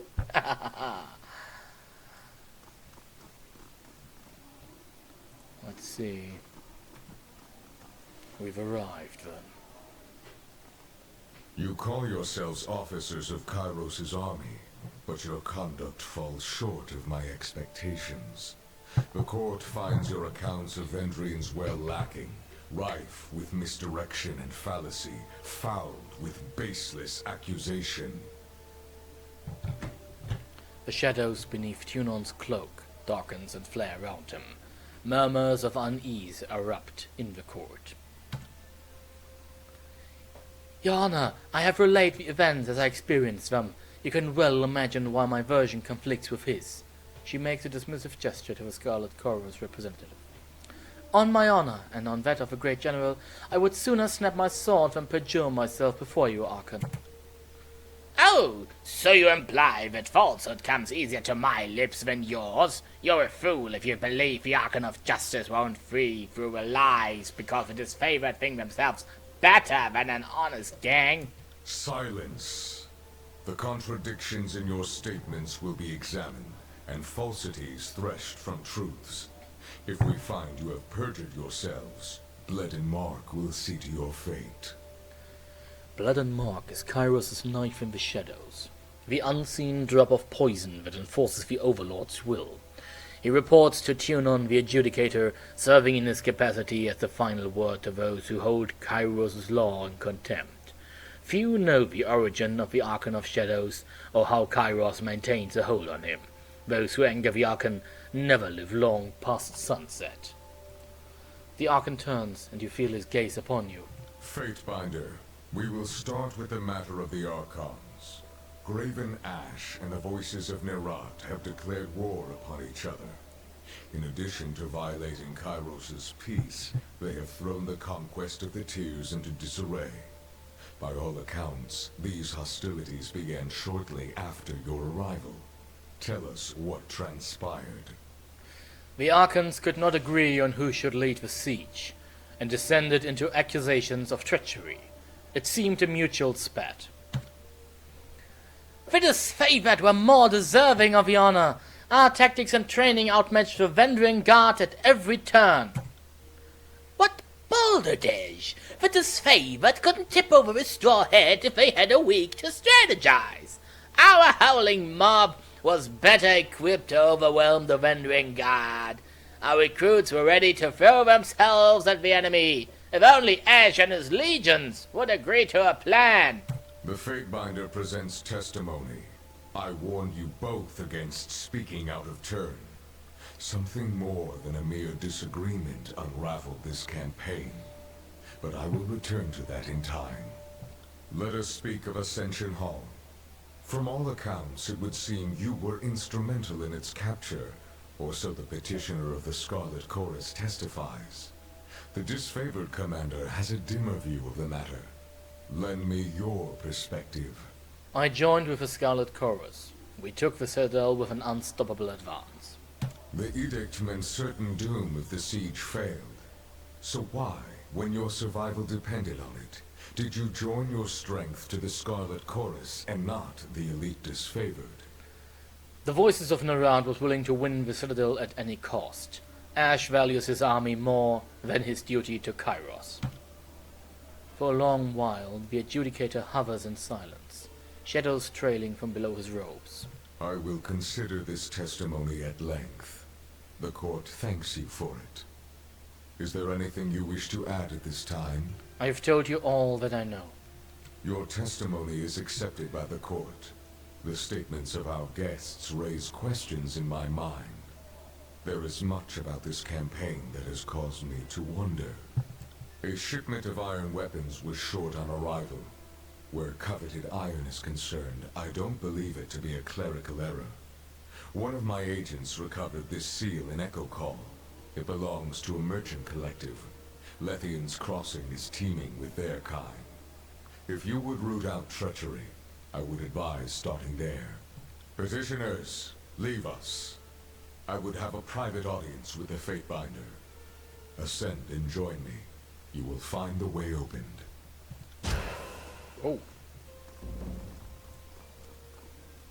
On it. I'm not sure if I like that. Tell him I've seen you. I see you return to the fold. Your exploits and Vendrian's will are a matter of some discussion. The Fatebinder of Balance regards you with a discerning eye, and for a moment you feel as if she is trying to peer into the very depths of your mind. What can I do for you? Has anything happened while I was away? There have been whispers that Kangroot is loyal to Aif and Ash's command during the campaign in Azure. I took up the mantle of investigations near Plainsgate, and judging the rumors to be true, dispatched Cairn by proclaiming Kairos' Edict of Stone. The very earth turned against the traitorous Archon as the region split asunder in righteous judgment. How have you occupied your time in the Blessed City since I was gone? Tyranny sends me on assignments here and there. I settle disputes between the locals when the Adjudicator is otherwise occupied. She smirks. Everything from trade disagreements to pushing Korra's quarters out of basements. Real rewarding work. She waves it off. The glory of war is not an honor reserved for the likes of us.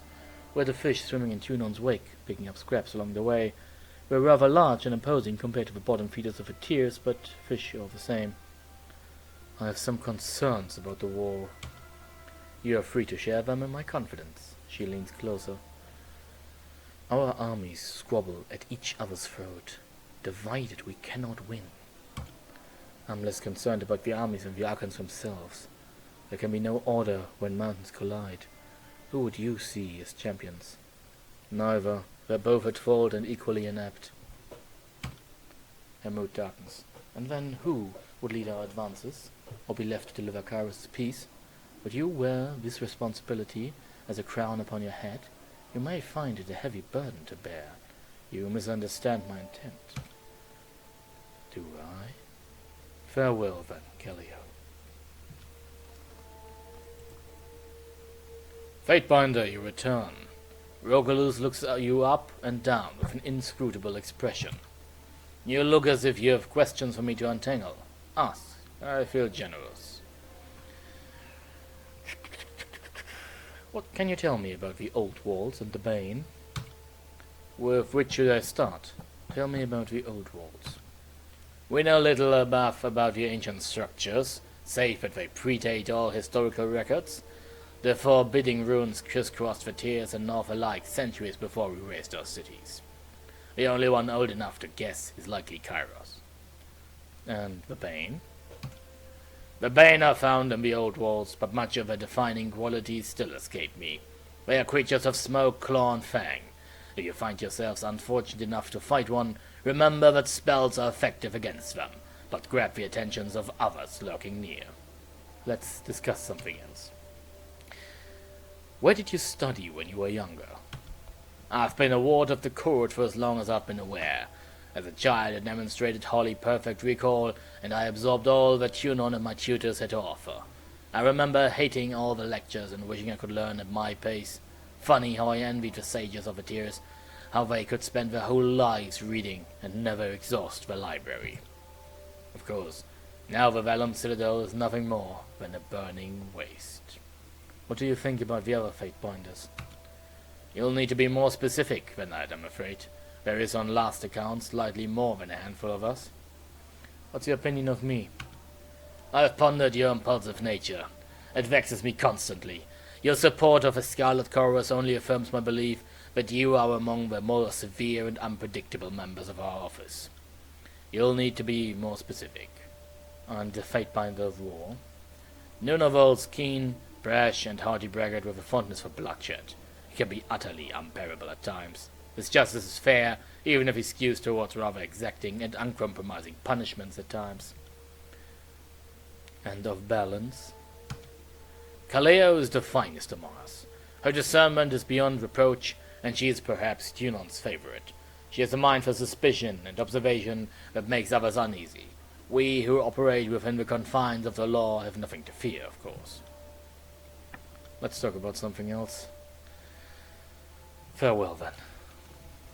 And the final one. Ah, Tilamar, you return unscathed and more claimed than ever. It seems to be your way. The Fatebinder war claps you good-naturedly and with excessive strength from her back. Come, you must regale me with all that your journey has held. I could use a moment of respite between friends. Regards you with a warm, boisterous smile. Word has reached me regarding your negotiation tactics at Apex. I must admit I'm impressed that you have made any headway with the Southern wretches. If they are open to reason, it would seem they aren't as ignorant as the Archon of War would have us believe. Come, let us speak freely. How were you singled out to become a Fatebinder? I cannot speak for the other Fatebinders, but I joined the court when I was yet still a boy and impetuous beyond reason. I had been imprisoned with a death sentence of a crime of desecrating corpses. He laughs hard and hearty.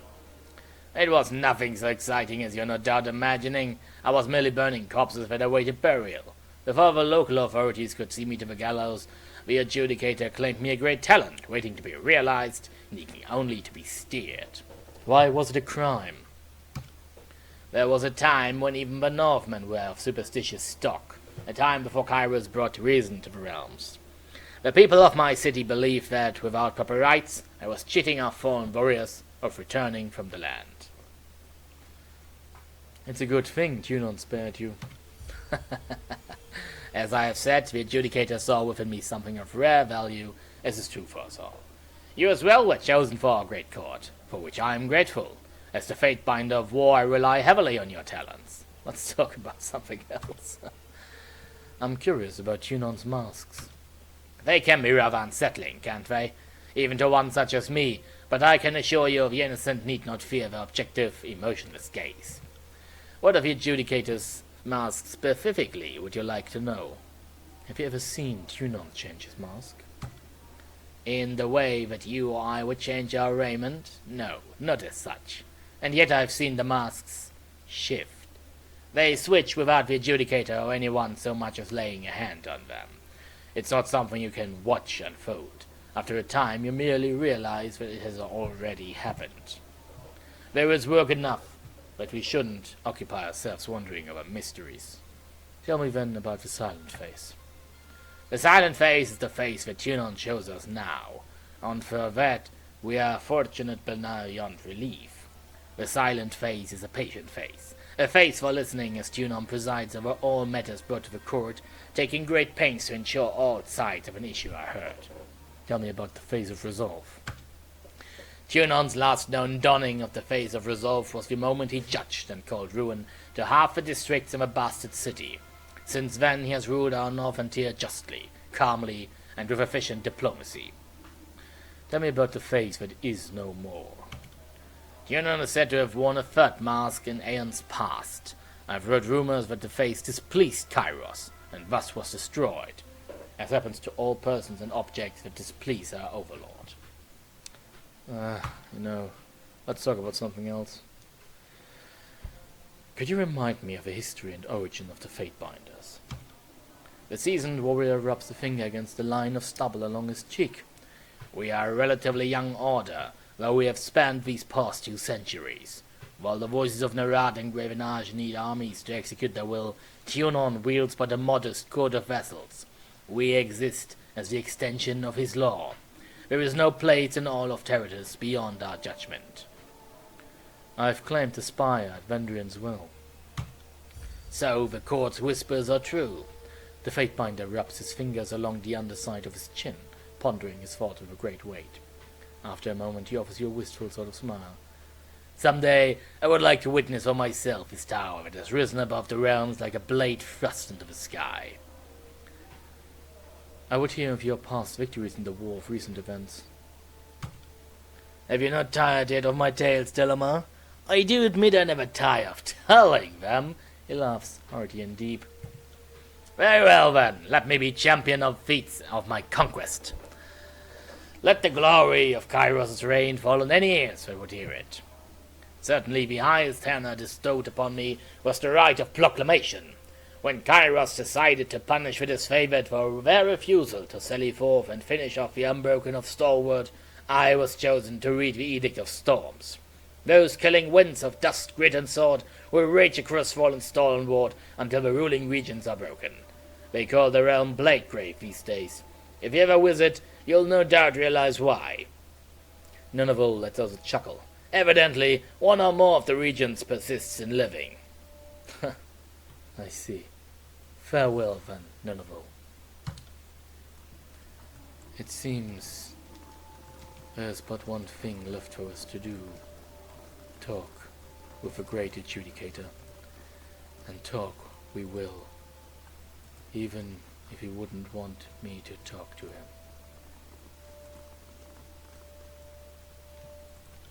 I would force this talk upon him.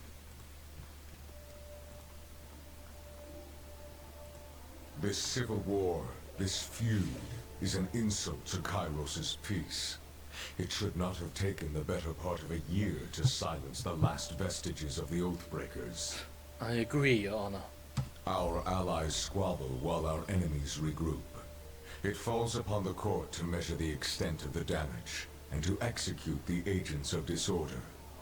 I suspect that treachery, Negligence, disunity, and greed have infected one or both of our esteemed allies. Until you are instructed otherwise, this matter is the court's primary focus. Graven Ash and the voices of Nerat must be examined in close detail. You are charged with observing the Archons and presenting your case that one of them has wrought chaos and disorder upon the Tiers. I will make this my mission, Your Honor. As always, you will be held accountable for what you do in the court's name. But you are free to conduct your investigation in the manner of your choosing. You must expect lies, misdirection, and manipulation. Suffer not such obstructions of justice. They say the voices of Nerat holds you in higher regard than most.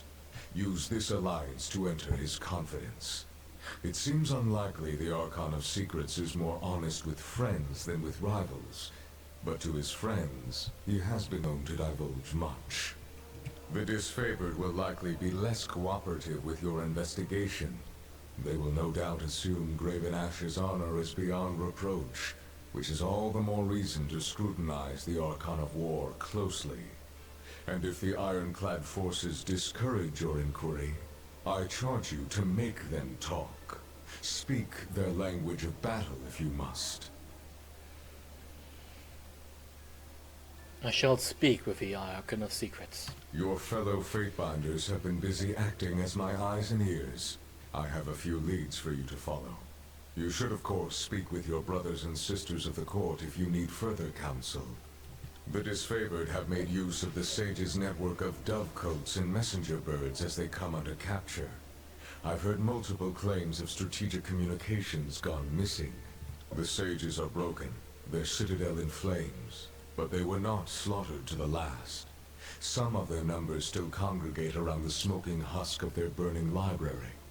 If they have been reading disfavored communications, learn what they learned, then execute them. There is a final matter to discuss. A sensitive topic. Though it's impossible to gauge from his expression, Tyranny seems more wary than usual. Say nothing. In spite of the many shortcomings at Vendrian's Well, you managed to make a name for yourself.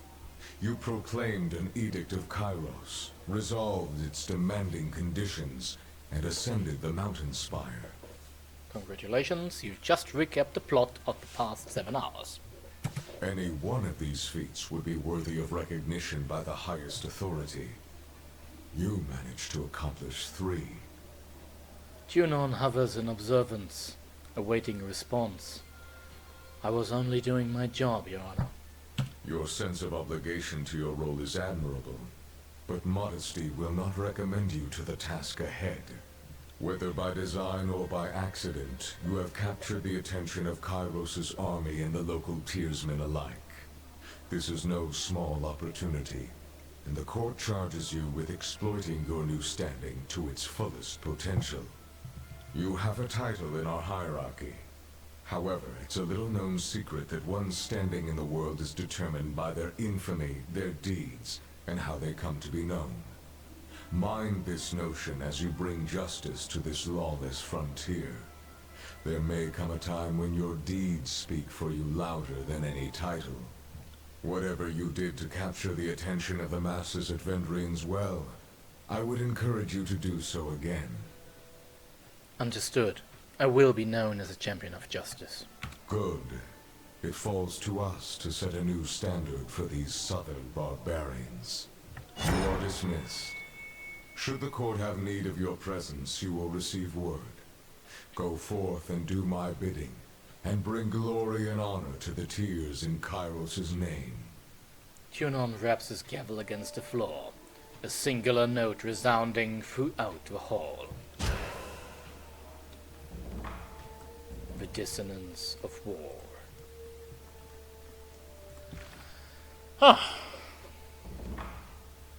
A trial of Archons.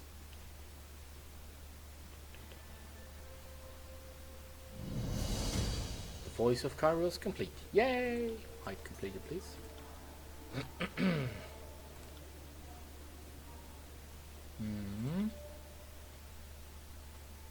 Cacophony.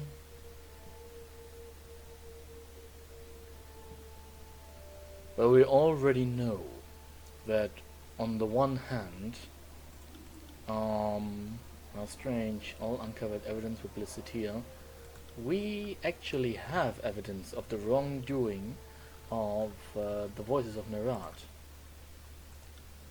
The leader of our enemy's parties, Tariq Arir, she told us what the voice has done.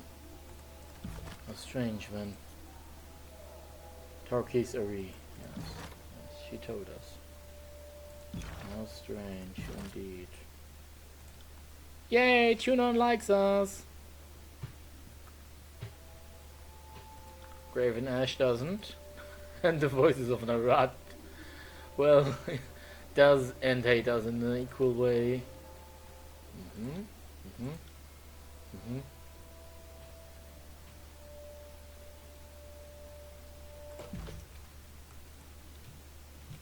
Will do. I think we better leave. Who knows what else might happen if we stay. And I tell you, I don't want to find out. Oh wait! There is a faction I want to talk with. Oi! She nods to you, along with a gesture of a staff. Nice job making it of Vengeance well in one piece. Must be easy when you can hide in a spire. Fatebinder, you're no stranger to Tunon's court, but I prefer to spend as little time here as possible. In spite of his closed walls, I feel strangely exposed. He glances up at Tunon. So good of you to join our little family with the voices. We'll make you feel right at home. You'll make our time in the tears an interesting one, won't you? He smiles for an uncomfortably long time. Of course you will. You gave me something during the conquest. Typecaster elves to interrogate. Now I'll give you something in return. He whispers an arcane symbol in your ear. One that you won't forget soon. Interesting. A sigil of emotions. Well, learn something new every day. Ooh, oh, this is also going up. Sigil of emotions. Both fortify and undermine the mental humors. The Bludgeoners of the Scarlet are self-professed masters of the sigil of emotion, having developed a technique through study of siren arcane of song. Taunting jest or enrage mind.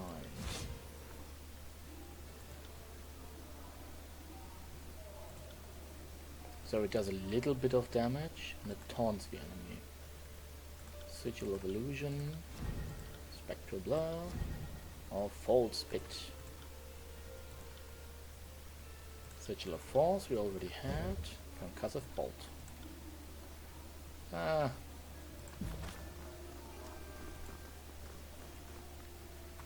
I am duty bound to remain civil to you in this vaunted court, but don't push it, traitor.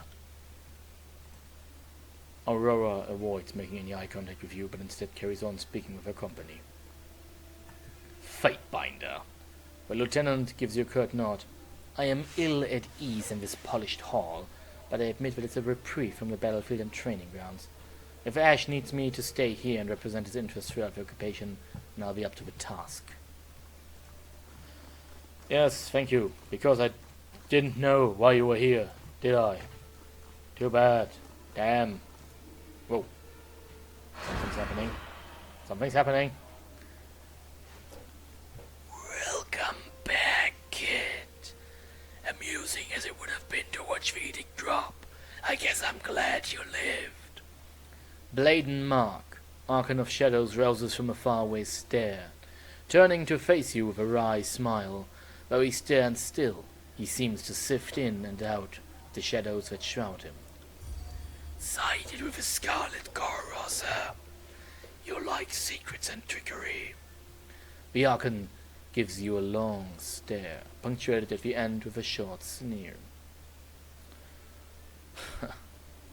Time was of the essence, but Ash was slow to act. I sided with the Archon that it could ensure my survival. What's it to you, Archon of the Elderly? I don't need morals to win a war. The court could disagree with you there. His pupils spread and bleed. eating the light in his eyes. He stares at you with his eyes of darkness, and his shadowed, shrouded face, and expression is not pleased. When he blinks and the emotion is past, his golden iris is once more glowering dimly back at you. I imagine you're off to meet with the voices for, well, whatever he has in mind. But you and I first need to have a little chat. I'm listening.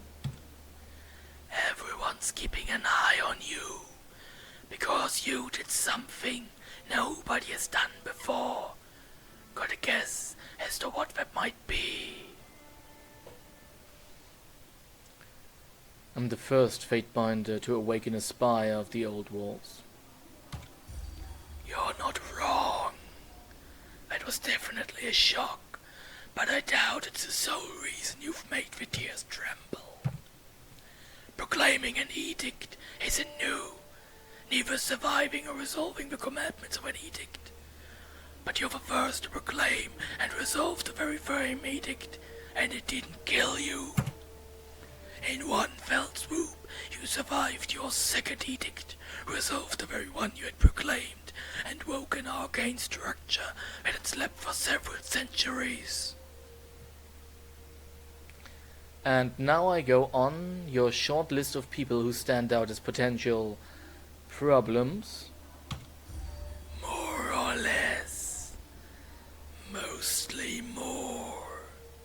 He offers you a dangerous grin. I don't care what you do with the information, but you should know the danger you're in now that you've put yourself on the map. When you're dealing with voices, don't forget that he'll be doing everything he can to figure out what makes you different, and how he can use it for his own gain. Thanks for the advice. The Archon of Shadow shrugs to you in farewell, but his golden eyes are alight with interest as he watches you. Ooh, we gained a new ability. The Scarlet Forest. Nice. Ooh.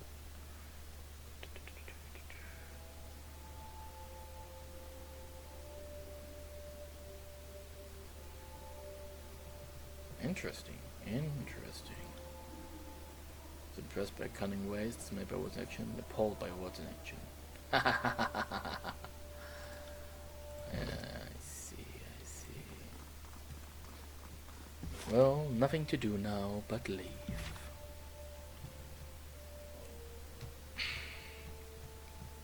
Next stop, the Sunset Spire. Because I don't really care right now for the voices of Narada. Built in the shadow of an old wall's junction in the realm of Haven, Levian's Crossing is a growing trading settlement. The nearby rivers are rich in iron ore, but the locals lack the technology to smelt and forge the element. In the years following Kairos' conquest of the Tears, the population of Levian's Crossing swelled with refugees fleeing the destruction of their homelands. The presence of the forge-bound mining the iron, along with their guards, makes this makeshift settlement a vital resource for Kairos' army. Briefly garrisoned during Kairos' conquest of the Tears, the settlement was taken over by a band of mercenaries known as the Bronze Brotherhood, after Kairos' forces abandoned the settlement. Interesting. Yes. La la la. Ambush! A group of mercenaries, members of the Bronze Brotherhood, are blocking the road to Levian's Crossing. You fools! I didn't know you wished for death so eagerly.